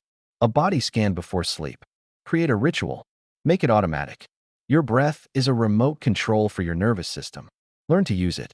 Now, let me tell you what not to do. Don't wait until you're calm to practice. You practice when you're stressed. You practice when you're anxious. You practice when you're overwhelmed. That's when it works. Don't expect instant results. These practices are not magic. They're training. They rewire your nervous system over time. Be patient. Trust the process. Don't judge yourself. Your mind will wander. Your thoughts will race. That's normal. That's part of the practice. Don't judge yourself. Just notice. Just return. Don't give up. It's hard at first. It's uncomfortable. It's unfamiliar. But it gets easier. It gets more powerful. It becomes automatic. Don't give up. Your breath is a remote control for your nervous system. Learn to use it. Now, here's the most important part. You have the power to calm your own nervous system. You don't need medication. You don't need therapy. You don't need anyone else. You have your breath. You have your awareness. You have the power to rewire your stress response. You have a choice. Keep letting stress control you, or learn to use your breath and find calm in the chaos. That's the key. It's not about eliminating stress. It's about regulating your response. Let me give you your action plan for this chapter. Real talk. No fluff. Step 1. The breath practice. Choose one breathwork technique. The 4-7-8 breath. Box breathing. Diaphragmatic breathing. Practice it for 5 minutes a day. Start small. Be consistent. Step 2. The mindfulness practice. Choose one mindfulness technique. Body scan. Sensory grounding. Loving kindness meditation. Practice it for 5 minutes a day. Start small. Be consistent. Step 3.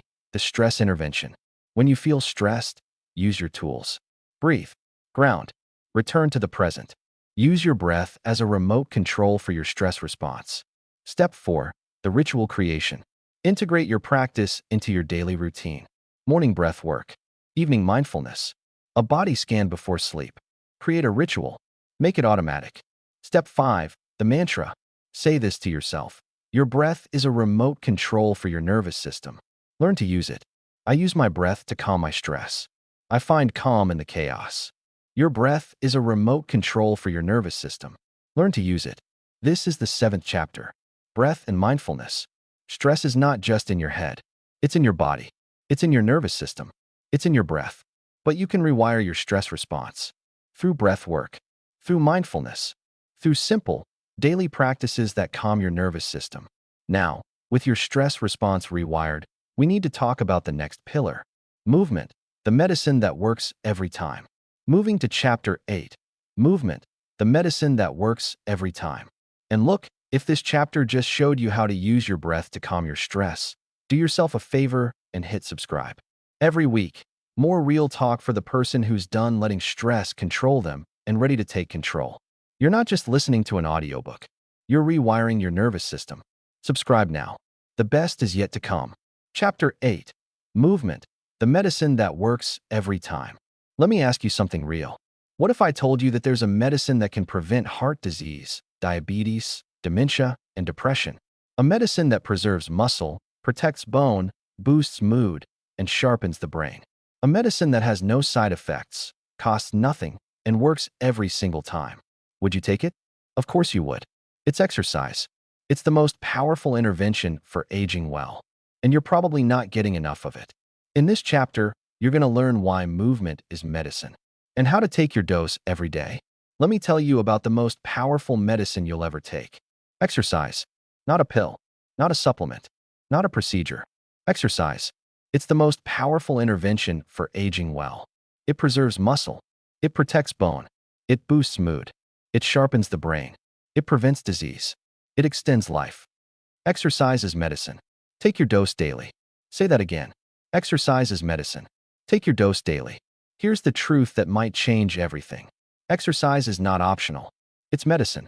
It's the most powerful intervention for aging well. Nothing else comes close. Not diet. Not supplements.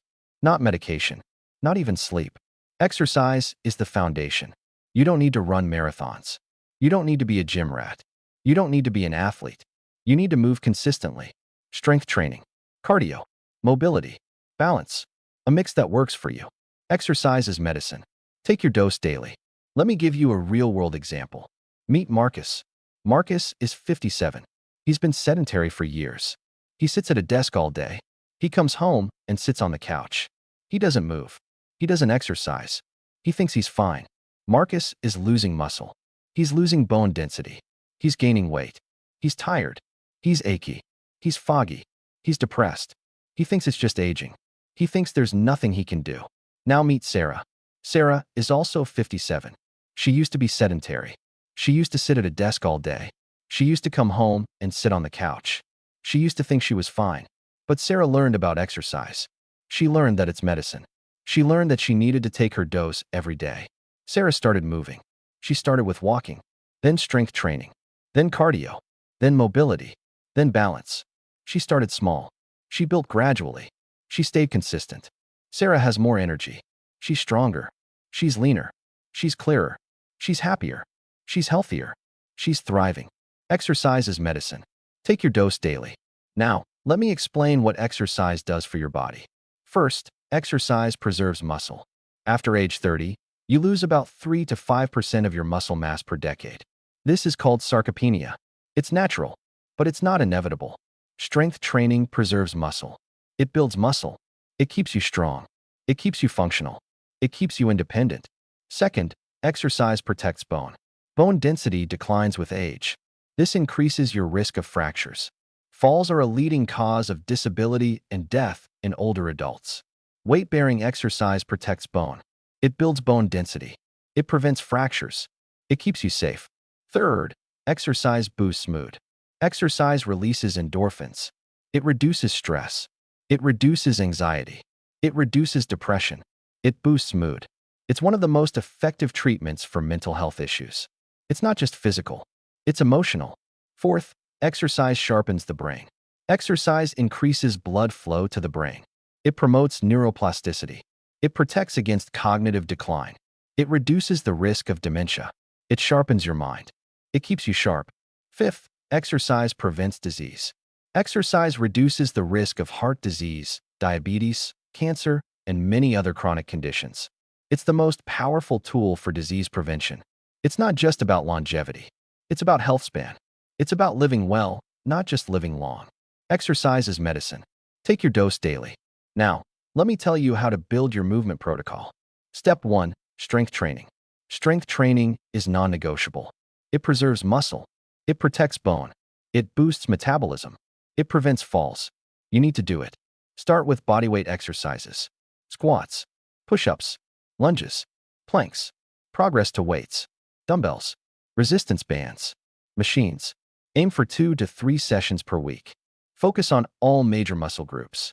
Step 2. Cardio. Cardio is essential. It strengthens your heart. It improves your lungs. It boosts your energy. It reduces your risk of disease. Start with walking. It's simple. It's accessible. It's effective. Progress to brisk walking, jogging, cycling, swimming, dancing. Aim for 150 minutes of moderate intensity cardio per week, or 75 minutes of vigorous intensity cardio. Step 3. Mobility. Mobility is often overlooked. It's essential for function. It prevents injuries. It keeps you moving freely.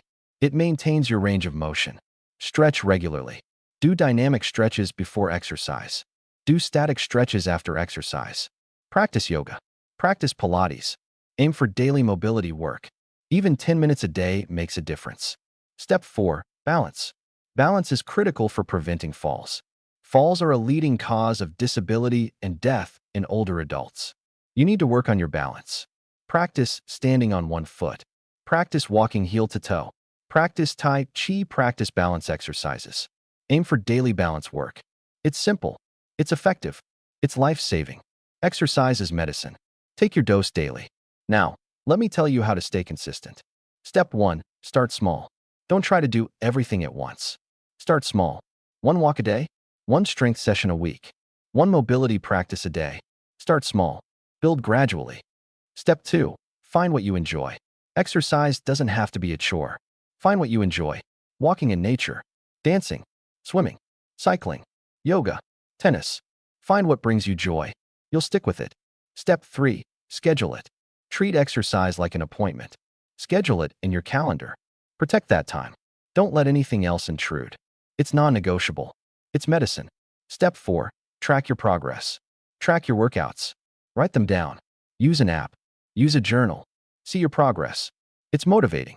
It's rewarding. It keeps you going. Exercise is medicine. Take your dose daily. Now, let me tell you what not to do. Don't think it's too late. It's never too late to start. Even if you've been sedentary for years, you can benefit from exercise. It's never too late. Start today. Don't think you need to be extreme. You don't need to run marathons. You don't need to lift heavy weights. You don't need to be an athlete. You need to move consistently. That's enough. Don't push through pain. Listen to your body. If something hurts, stop. Modify. Adapt. Work with your body, not against it. Don't give up. It's hard at first. It's uncomfortable. It's unfamiliar. But it gets easier. It gets more enjoyable. It becomes automatic. Don't give up. Exercise is medicine. Take your dose daily. Now, here's the most important part. You don't need to be perfect. You need to be consistent. It's not about doing the perfect workout. It's about showing up. Day after day, week after week, year after year. Consistency is what matters. Consistency is what works. You have a choice. Keep being sedentary and keep declining. Or start moving and start thriving. That's the key. It's not about being an athlete. It's about being active. Let me give you your action plan for this chapter. Real talk. No fluff. Step 1. The movement audit. How much are you moving? How much are you sitting? How much strength training? How much cardio? How much mobility? How much balance? Be honest. See where you are. Step 2. The strength start. Start strength training. Bodyweight exercises. Squats. Push-ups. Lunges. Planks. Aim for 2 to 3 sessions per week. Step 3. The cardio start. Start cardio. Walking. It's simple. It's accessible. It's effective. Aim for 150 minutes of moderate intensity cardio per week. Step 4. The mobility start. Start mobility work. Stretch daily. Dynamic stretches before exercise. Static stretches after exercise. Aim for daily mobility. Step 5. The balance start. Start balance work. Practice standing on one foot. Practice walking heel to toe. Aim for daily balance work. Step 6. The consistency commitment. Commit to consistency. Schedule your exercise. Protect that time. Show up. Every day. No excuses. Step 7. The mantra. Say this to yourself. Exercise is medicine. Take your dose daily. I move my body. I take my medicine. I thrive. Exercise is medicine. Take your dose daily. This is the 8th chapter. Movement. Exercise is the most powerful intervention for aging well. It preserves muscle. It protects bone. It boosts mood. It sharpens the brain. You don't need to run marathons. You need to move consistently. Strength training. Cardio. Mobility. Balance. A mix that works for you. Now, with movement as your medicine, we need to talk about the next pillar. The hormonal shifts of midlife. Moving to Chapter 9. Menopause and andropause. The hormonal shifts you can't ignore. And look, if this chapter just showed you that exercise is medicine, do yourself a favor and hit subscribe. Every week, more real talk for the person who's done being sedentary and ready to move. You're not just listening to an audiobook. You're taking your medicine. Subscribe now. The best is yet to come. Chapter 9.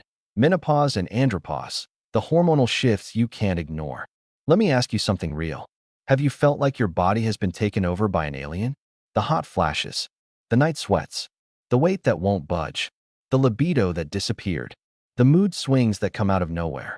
The brain fog that makes you feel like you're losing your mind. If you're a woman in your 40s or 50s, you're experiencing menopause. If you're a man, you're experiencing andropause. These are not in your head. They are biological events. They are real, and they affect everything: mood, energy, metabolism, libido, sleep. In this chapter, you're going to learn what's happening to your hormones and how to work with your body, not against it. Let me tell you about the most misunderstood experience in midlife: menopause and andropause. We treat them as personal failures. We treat them as weaknesses. We treat them as something to be ashamed of. We treat them as something to be tolerated. We treat them as something to just deal with. Hormones are not your enemy. They're your messengers. Learn to listen. Say that again. Hormones are not your enemy. They're your messengers. Learn to listen. Here's the truth that might change everything.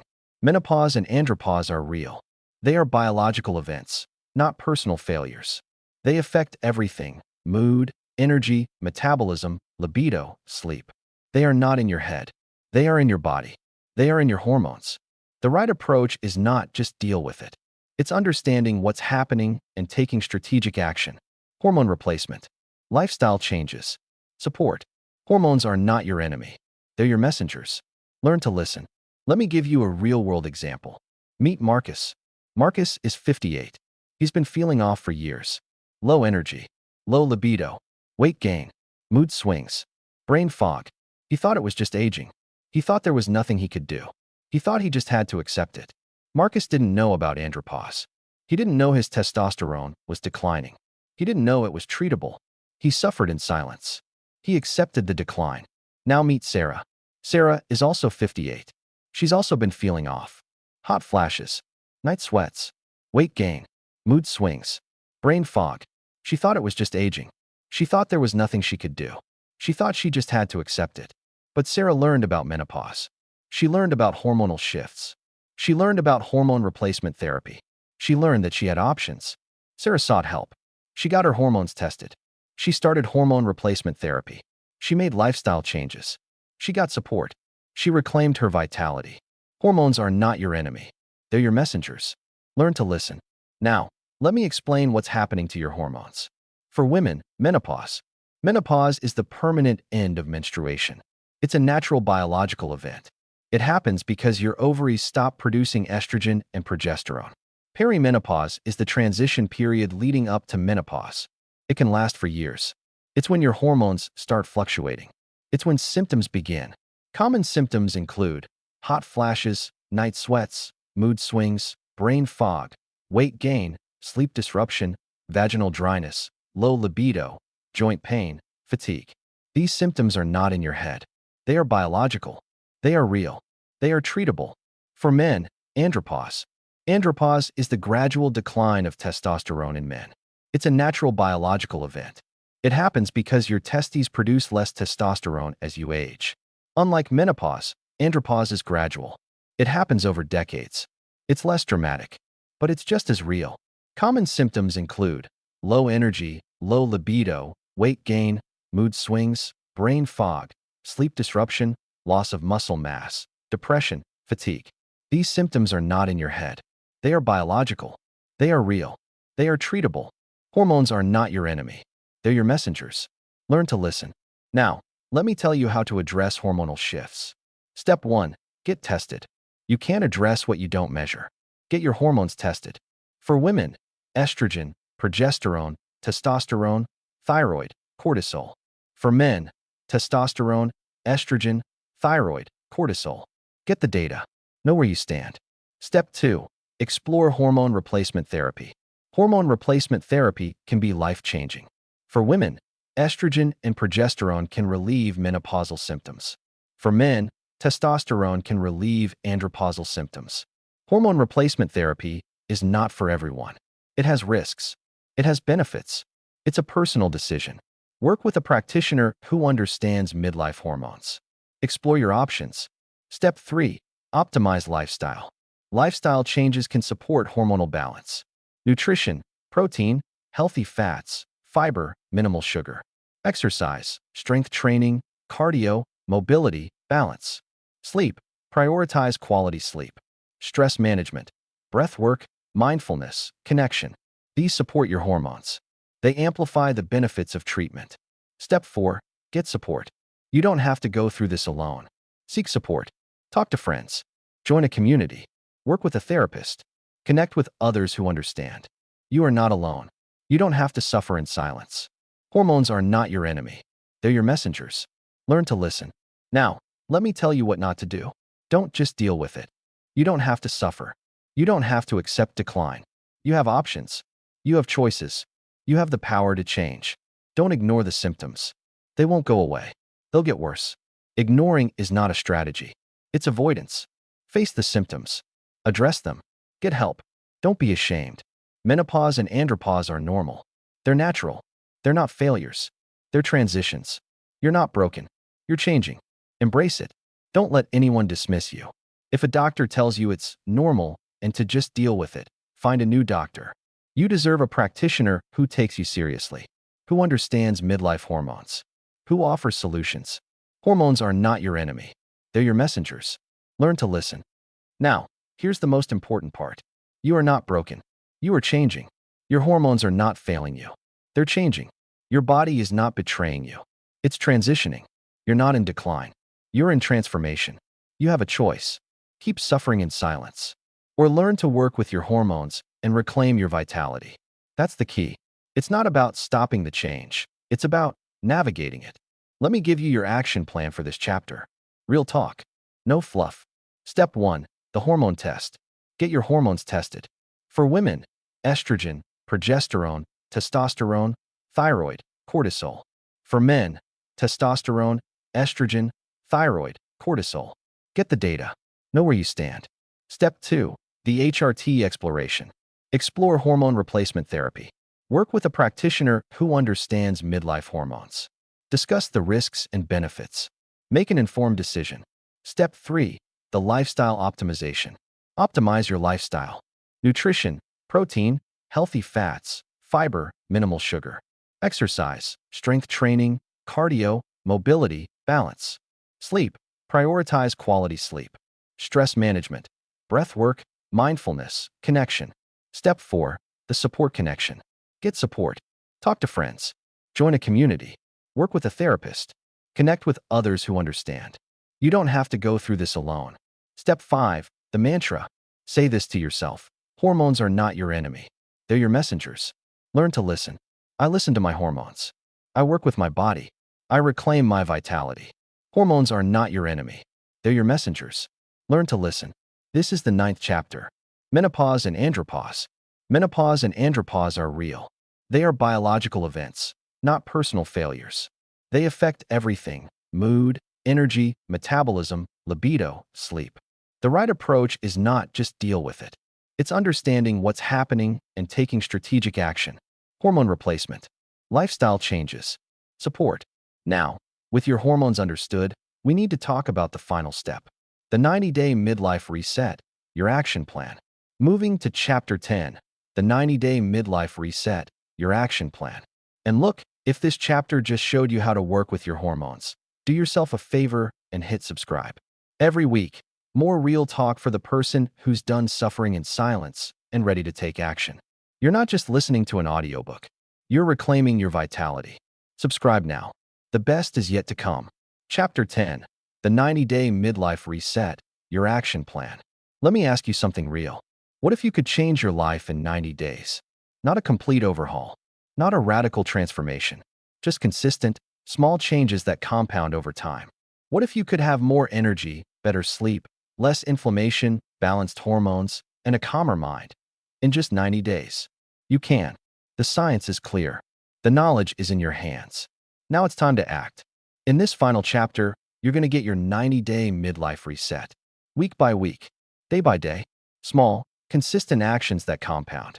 Your action plan starts now. Let me tell you about the most important part of this journey. The action. You have the knowledge. You understand the science. You know what you need to do. But knowledge without action is just information. Wisdom without practice is just theory. Transformation requires action. Small changes, big results. Start today. Say that again. Small changes, big results. Start today. Here's the truth that might change everything. You don't need to change everything at once. You need to make small, consistent changes that compound over time. You need a plan. You need accountability. You need to start. The 90-day midlife reset is a practical, achievable plan to implement everything you've learned. week by week, day by day. Sleep, nutrition, movement, breath work, blood work, stress management. Small, consistent actions that compound. Small changes, big results. Start today. Let me give you a real-world example. Meet Marcus. Marcus is 57. He's been listening to this audiobook. He understands the principles. He knows what he needs to do, but he hasn't done anything. He's stuck in knowledge. He's stuck in theory. He's stuck in inaction. Marcus thinks he'll start next week. He thinks he'll start when he has more time.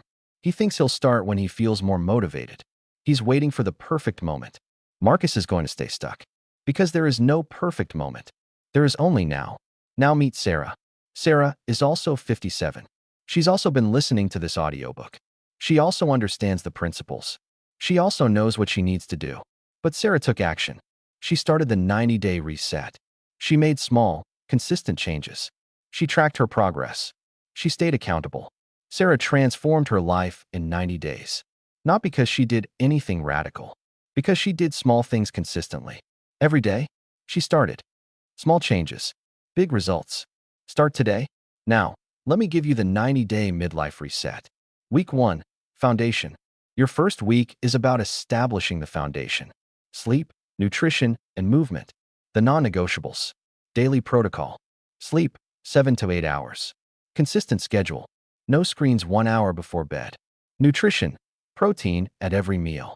Healthy fats. Fiber. Minimal sugar and processed foods. Movement. 30 minutes of walking daily. Start there. Just walk. Weekly check-in. How are you sleeping? How is your energy? How is your mood? Track it. Notice patterns. Small changes. Big results. Start today. Week 2. Sleep optimization. Your second week focuses on optimizing your sleep. The foundation of everything. Daily protocol. Sleep sanctuary. Cool, dark, quiet. No screens in the bedroom. Wind down routine. 30 minutes before bed. Dim lights. No screens. Read. Meditate. Consistency. Same bedtime and wake time every day. Even on weekends. Weekly check-in. Are you sleeping better? Are you waking up more rested? What's working? What's not? Adjust. Small changes. Big results. Start today. Week 3. Nutrition upgrade. Your third week focuses on upgrading your nutrition. Fueling your body for vitality. Daily protocol. Protein. 30 to 40 grams at every meal. Meat, fish, eggs, dairy, legumes, tofu. Healthy fats. Avocados, olive oil, nuts, seeds, fatty fish. Fiber. Vegetables, fruits, whole grains, legumes. 25 to 35 grams per day. Sugar reduction. Minimize sugar and processed foods. No sugary drinks. No packaged snacks. Weekly check-in. How is your energy? Are you feeling less achy? Are you thinking clearer? Are you craving less sugar? Track it. Small changes. Big results. Start today. Week 4. Movement expansion. Your fourth week focuses on expanding your movement. Building strength, cardio, mobility, and balance. Daily protocol. Strength. 2 to 3 sessions per week. Bodyweight exercises. Squats. Push-ups. Lunges. Planks. Cardio. 150 minutes of moderate intensity per week. Walking. Brisk walking. Jogging. Cycling. Mobility. Daily stretching. Dynamic stretches before exercise. Static stretches after. Balance. Daily balance work. Standing on one foot. Heel-to-toe walking. Tai Chi. Weekly check-in. Are you getting stronger? Are you moving more easily? Are you feeling more balanced? Track it. Small changes. Big results. Start today. Week 5. Breath work and mindfulness. Your fifth week focuses on rewiring your stress response. Using your breath and mindfulness to find calm in the chaos. Daily protocol. Breath work. 5 minutes daily. 4-7-8 breath. Box breathing. Diaphragmatic breathing. Mindfulness. 5 minutes daily. Body scan. Sensory grounding. Loving kindness meditation. Stress intervention. When stressed, use your breath. Ground yourself. Return to the present. Weekly check-in. Are you feeling calmer? Are you responding to stress differently? Are you sleeping better? Track it. Small changes. Big results. Start today.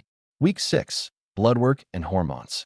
Your sixth week focuses on getting tested and addressing your blood work and hormones.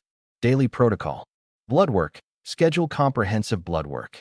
Glucose, insulin, lipids, Hormones, inflammatory markers. Hormone assessment. For women, estrogen, progesterone, testosterone, thyroid, cortisol. For men, testosterone, estrogen, thyroid, cortisol. Consultation. Work with a practitioner. Discuss your results. Explore hormone replacement therapy if appropriate. Weekly check-in. What are your numbers? What needs attention? What's your plan? Track it. Small changes. Big results. Start today. Week 7. Inflammation reduction. Your 7th week focuses on reducing inflammation. The silent fire. Daily protocol. Nutrition. Anti-inflammatory diet. Whole foods. Vegetables. Healthy fats. Lean proteins. Stress management. Breath work and mindfulness daily. Keep cortisol low. Sleep. Prioritize quality sleep. 7 to 8 hours. Consistent schedule. Movement. Move consistently. Reduce sedentary behavior. Weekly check-in. Are your inflammatory markers improving? Are you feeling less achy? Less tired? Less foggy? Track it. Small changes. Big results. Start today. Week 8. Gut health. Your 8th week focuses on healing your gut. The foundation of immunity and health. Daily protocol. Fermented foods. Yogurt, kefir, sauerkraut, kimchi, kombucha. Probiotics. Consider a high-quality probiotic supplement. Fiber. 25 to 35 grams per day. Vegetables, fruits, whole grains, legumes. Stress reduction. Stress disrupts the gut. Keep stress low. Weekly check-in. How is your digestion? Your mood? Your energy? Your skin? Track it. Small changes. Big results. Start today. Week 9. Integration. Your 9th week focuses on integrating everything, making the practices automatic. Daily protocol. All pillars: sleep, nutrition, movement, breath work, mindfulness, blood work, hormones, inflammation, gut health.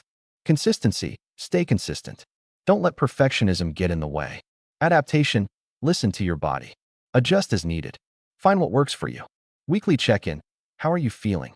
What's working? What's not? What needs adjustment? Track it. Small changes. Big results. Start today. Week 10. Evaluation. Your 10th week focuses on evaluating your progress, seeing what's changed, celebrating your wins. Daily protocol. Retest. Repeat your blood work. Check your inflammatory markers. Check your hormones. Reflection. What has changed? What's improved? What's still a challenge? Celebration. Celebrate your wins. You've done something significant. Honor it. Weekly check-in. How far have you come? What's your next step? What's your next goal? Track it. Small changes. Big results. Start today. Week 11. Sustainability. Your 11th week focuses on sustainability, making these changes permanent. Daily protocol. Systems. Build systems that support your new habits. Schedule your exercise. Prep your meals. Protect your sleep. Support. Stay connected to your support system. Continue to learn. Continue to grow. Adaptability. Life changes. Adjust your habits as needed. Stay flexible. Weekly check-in. How sustainable are your new habits? What's working long-term? What needs adjustment? Track it.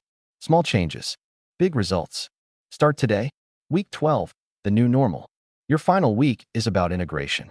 Your new habits have become your new normal. Daily protocol. Maintenance. Continue your daily practices. Sleep. Nutrition. Movement. Breath work. Mindfulness. Growth. Continue to learn. Continue to grow. Continue to optimize. Legacy. Share what you've learned. Mentor others. Pay it forward. Weekly check-in. This is your new normal. How does it feel? What's next? What's the next chapter? Track it. Small changes. Big results. Start today. Now, here's the most important part. You don't need to do everything perfectly. You need to do something consistently. Start where you are. Use what you have. Do what you can. Consistency is more important than intensity. Small changes compound. They add up. They transform. You have a choice. Keep waiting for the perfect moment and stay stuck. Or start today and begin your transformation. That's the key. It's not about being perfect. It's about being consistent. Let me give you your final action plan. Real talk. No fluff. Step 1. The commitment. Commit to the 90-day midlife reset. Say it out loud. I commit to 90 days of small, consistent changes. I commit to my health. I commit to my vitality. Step 2. The start. Start today, not tomorrow, not next week. Today. Pick one thing. Sleep, nutrition, Movement. Breath work. Start with 1. Add more as you go. Step 3. The tracking.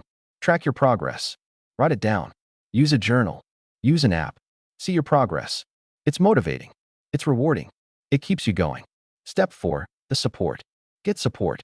Share your commitment with someone. Find a partner. Join a community. Accountability makes a difference. Step 5. The mantra. Say this to yourself. Small changes. Big results. Start today. I commit to 90 days. I transform my health. I reclaim my vitality. Small changes. Big results. Start today. This is the 10th chapter. The 90-day midlife reset. You have the knowledge. Now it's time to act. The 90-day midlife reset is a practical, achievable plan to implement everything you've learned. Week by week, day by day, small, consistent actions that compound. Sleep, nutrition, movement, breath work, blood work, stress management. Chapter 11. The financial reality. Navigating healthcare in America. Let me ask you something real. When was the last time you left a doctor's office feeling confused, frustrated, and powerless? You got 15 minutes, a prescription, and a bill you didn't understand. You had questions, but no time to ask them.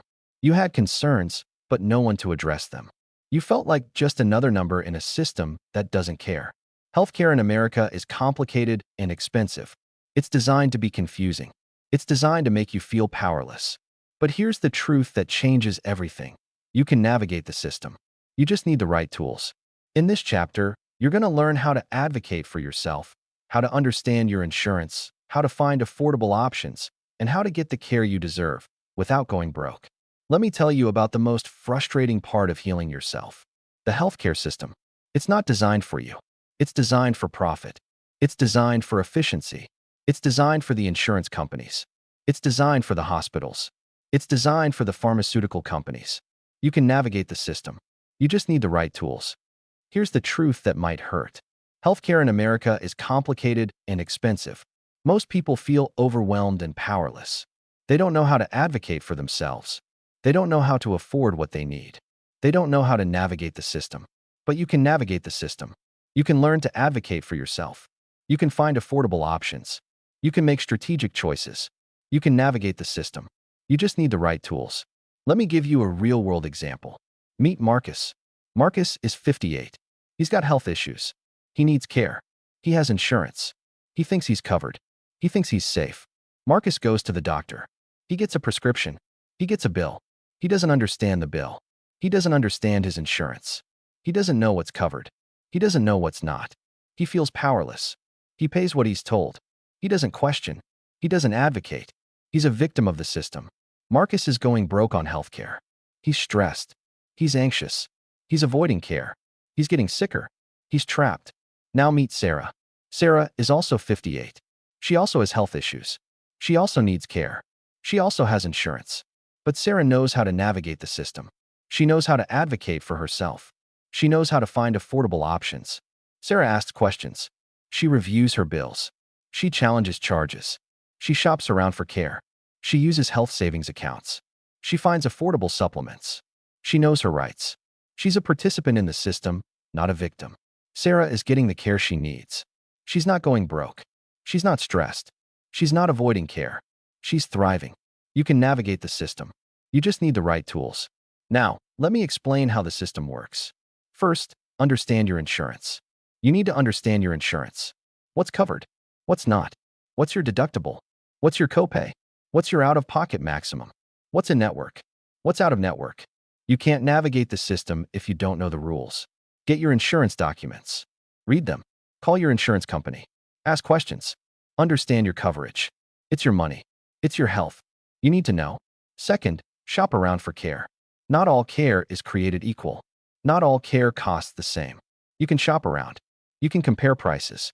You can find quality care at a lower cost. Use resources like Healthcare Blue Book. Use resources like Fair Health. Ask for estimates. Compare prices. Don't assume that the first option is the best option. You have a choice. Use it. Third, challenge your bills. Medical bills are often wrong. They're often inflated. They often contain errors. You can challenge them. You can negotiate them.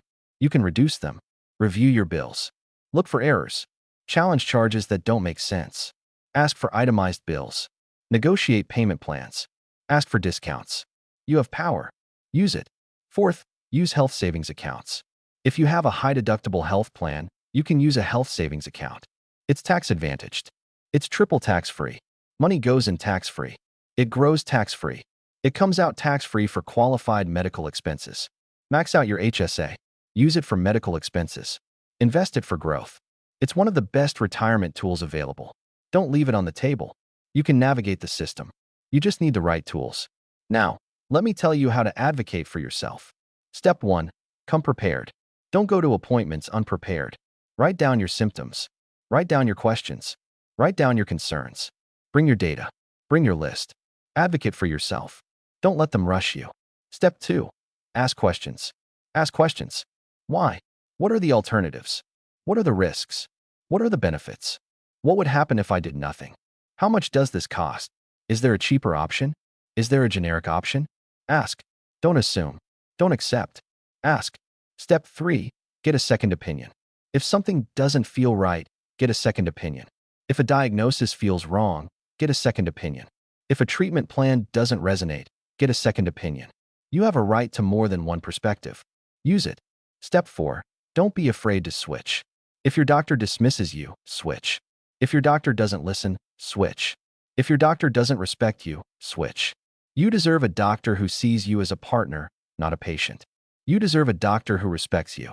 You deserve a doctor who listens. You can navigate the system. You just need the right tools. Now, let me tell you about affordable options. First, generic medications. Generic medications are just as effective as brand-name medications. They're often much cheaper. Ask for generics. Don't accept brand names when generics are available. Second, mail-order pharmacies. Mail-order pharmacies can be cheaper than retail pharmacies. They can deliver medications to your door. They can save you money. Use them. Third, prescription discount cards. Prescription discount cards can save you money. GoodRx. Single Care. Other options. They're free. They're easy to use. They can save you up to 80% on medications. Fourth, patient assistance programs. Many pharmaceutical companies offer patient assistance programs. They provide free or low-cost medications to people who qualify. Apply for them. Get the help you need. Fifth, community health centers. Community health centers offer sliding scale fees. They offer care based on your income. They're affordable. They're accessible. They're everywhere. You can navigate the system. You just need the right tools. Now, let me tell you what not to do. Don't assume you can't afford it. There are options. There are resources. There is help. Don't assume you can't afford care. Explore your options. Find help. Don't avoid care because of cost. Avoiding care costs more in the long run. A preventable condition becomes a crisis. A manageable condition becomes an emergency. Get care early. It's cheaper. It's better. Don't ignore your bills. They won't go away. They'll get worse. They'll go to collections. They'll affect your credit. Review your bills. Challenge errors. Negotiate payments. Don't ignore them. Don't forget that you have power. You are not a victim of the system. You are a participant. You have power. You have choice. You have voice. Use it. You can navigate the system. You just need the right tools. Now, here's the most important part. You are not powerless. You are not a victim. You are a participant. You have power. You have choice. You have voice. You can advocate for yourself. You can find affordable options. You can navigate the system. You can get the care you need without going broke. You have a choice. Keep feeling powerless and keep suffering. Or learn to navigate the system and take control. That's the key. It's not about being a victim. It's about being a participant. Let me give you your action plan for this chapter. Real talk. No fluff. Step 1. The insurance understanding. Get your insurance documents. Read them.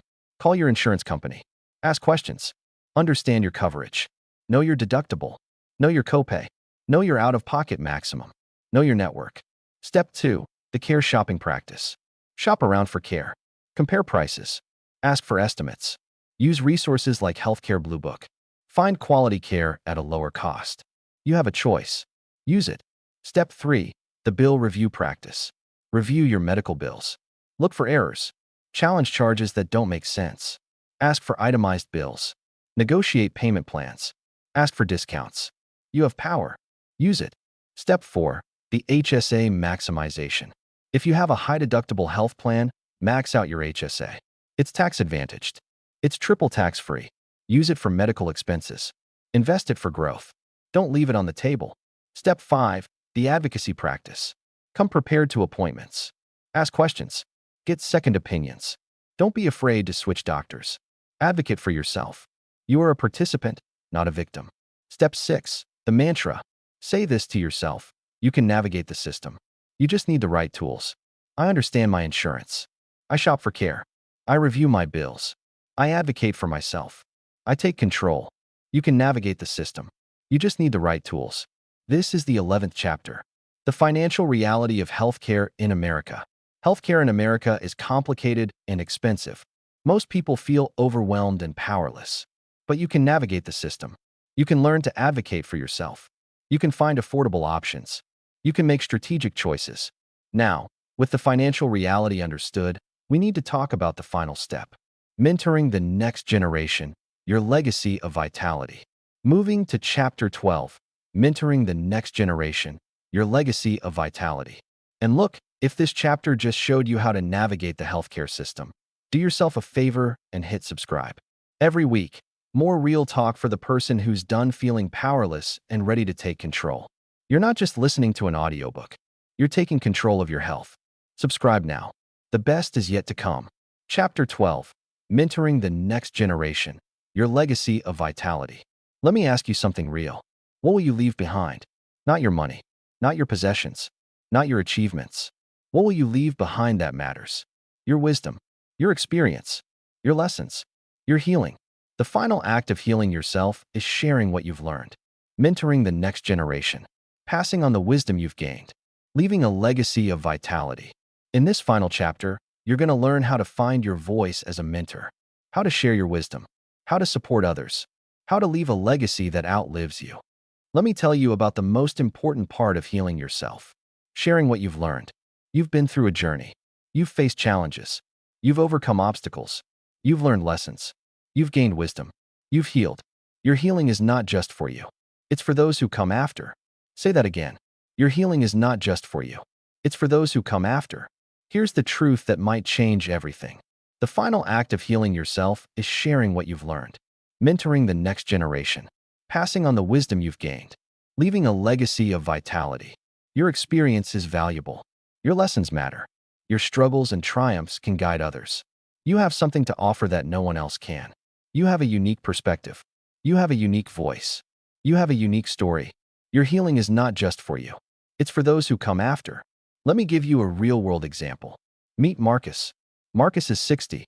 He's been through a journey. He's faced health challenges. He's overcome obstacles. He's learned lessons. He's gained wisdom. He's healed. But Marcus keeps it to himself. He doesn't share his story. He doesn't mentor others. He doesn't pass on his wisdom. He thinks it's not valuable. He thinks no one would want to hear it. He thinks it's too late. Marcus's wisdom is dying with him. His lessons are being buried. His healing is ending with him. He's not leaving a legacy. Now meet Sarah. Sarah is also 60. She's also been through a journey. She's also faced health challenges. She's also overcome obstacles.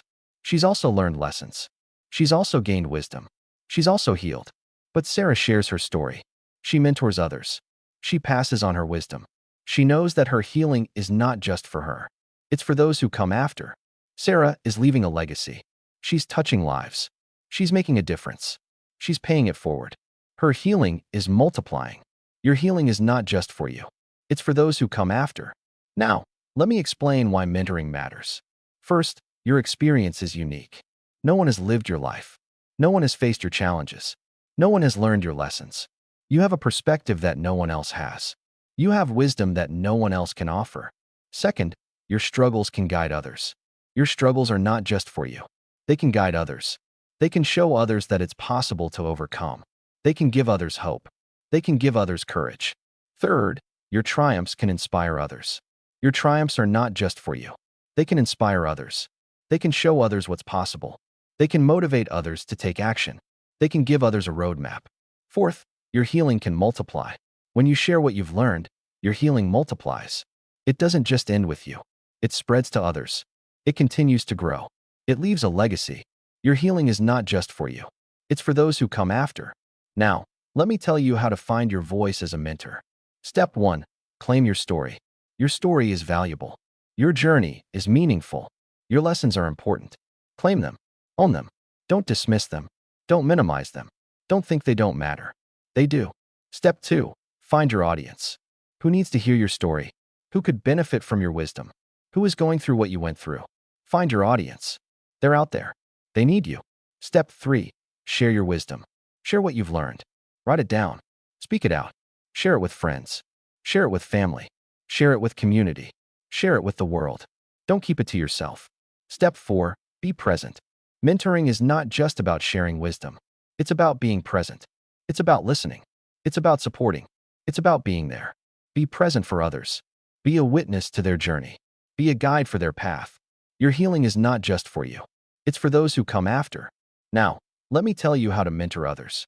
Step 1. Listen. The first step of mentoring is listening. Listen to their story. Listen to their struggles. Listen to their fears. Listen to their hopes. Don't just talk. Listen. Step 2. Validate. Validate their experience. Let them know they're not alone. Let them know their feelings are valid. Let them know their struggles are real. Validation is powerful. It's healing. It's connecting. Step 3. Share. Share your experience. Share your lessons. Share your wisdom. But don't make it about you. Make it about them. Share in a way that serves them. Share in a way that guides them. Step 4. Encourage. Encourage them. Give them hope. Give them courage. Give them a reason to keep going. Remind them that they can do it. Remind them that they're not alone. Remind them that they're strong. Your healing is not just for you. It's for those who come after. Now, let me tell you what not to do. Don't think your story doesn't matter. It does. It matters more than you know. Someone needs to hear it. Someone needs your wisdom. Someone needs your healing. Don't keep it to yourself. Don't wait until you're perfect. You'll never be perfect. You'll never have all the answers. You don't need to be perfect to mentor. You just need to be real. You just need to be present. You just need to be willing. Don't compare your journey to others. Your journey is yours. Your lessons are yours. Your wisdom is yours. Don't compare it to others. It's valuable just as it is. Don't forget that you're still learning. You're not done healing. You're not done growing. You're not done learning. You're still a student. And that's okay. Being a mentor doesn't mean you have all the answers. It means you're willing to share what you've learned so far. Your healing is not just for you. It's for those who come after. Now, here's the most important part.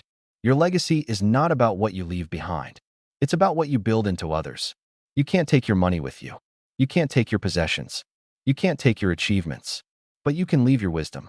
You can leave your healing. You can leave your legacy in the lives of others. You have a choice. Keep your healing to yourself and let it end with you. Or share it with others and let it multiply. That's the key. It's not about what you leave. It's about what you build. Let me give you your final action plan. Real talk. No fluff. Step 1. The story claim. Claim your story. Write it down. Speak it out. Own it. It's valuable. It's meaningful. It's important. Don't dismiss it. Don't minimize it. Own it. Step 2. The audience find. Who needs to hear your story? Who could benefit from your wisdom? Who is going through what you went through? Find your audience. They're out there. They need you. Step 3. The wisdom share. Share what you've learned. Write it down. Speak it out. Share it with friends. Share it with family. Share it with community. Share it with the world. Don't keep it to yourself. Step 4. The presence practice. Be present for others. Listen to their story. Validate their experience. Share your wisdom. Encourage them. Be a witness to their journey.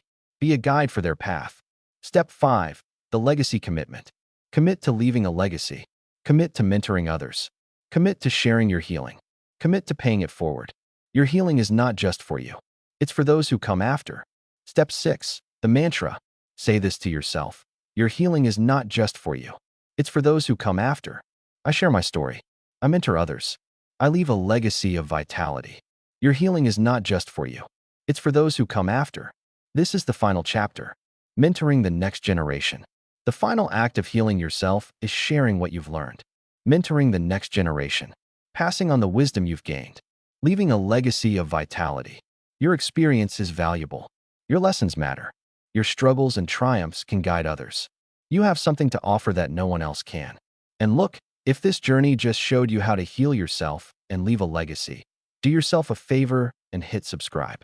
Every week, more real talk for the person who's done keeping their healing to themselves and ready to share it with the world. You're not just listening to an audiobook. You're leaving a legacy. Subscribe now. The best is yet to come. Your body is not betraying you. It's talking to you. The fatigue, the aches, the fog, the mood swings, they're signals, not failures. They're your body asking for attention, not punishment.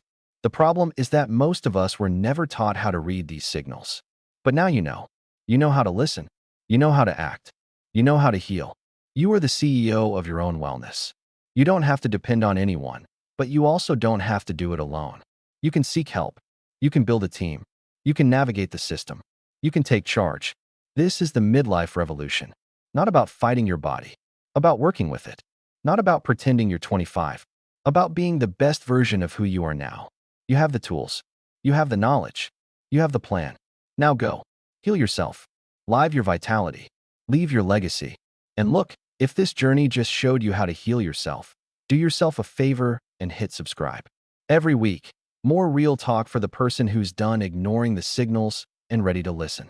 You're not just listening to an audiobook. You're reclaiming your vitality. Subscribe now. The best is yet to come.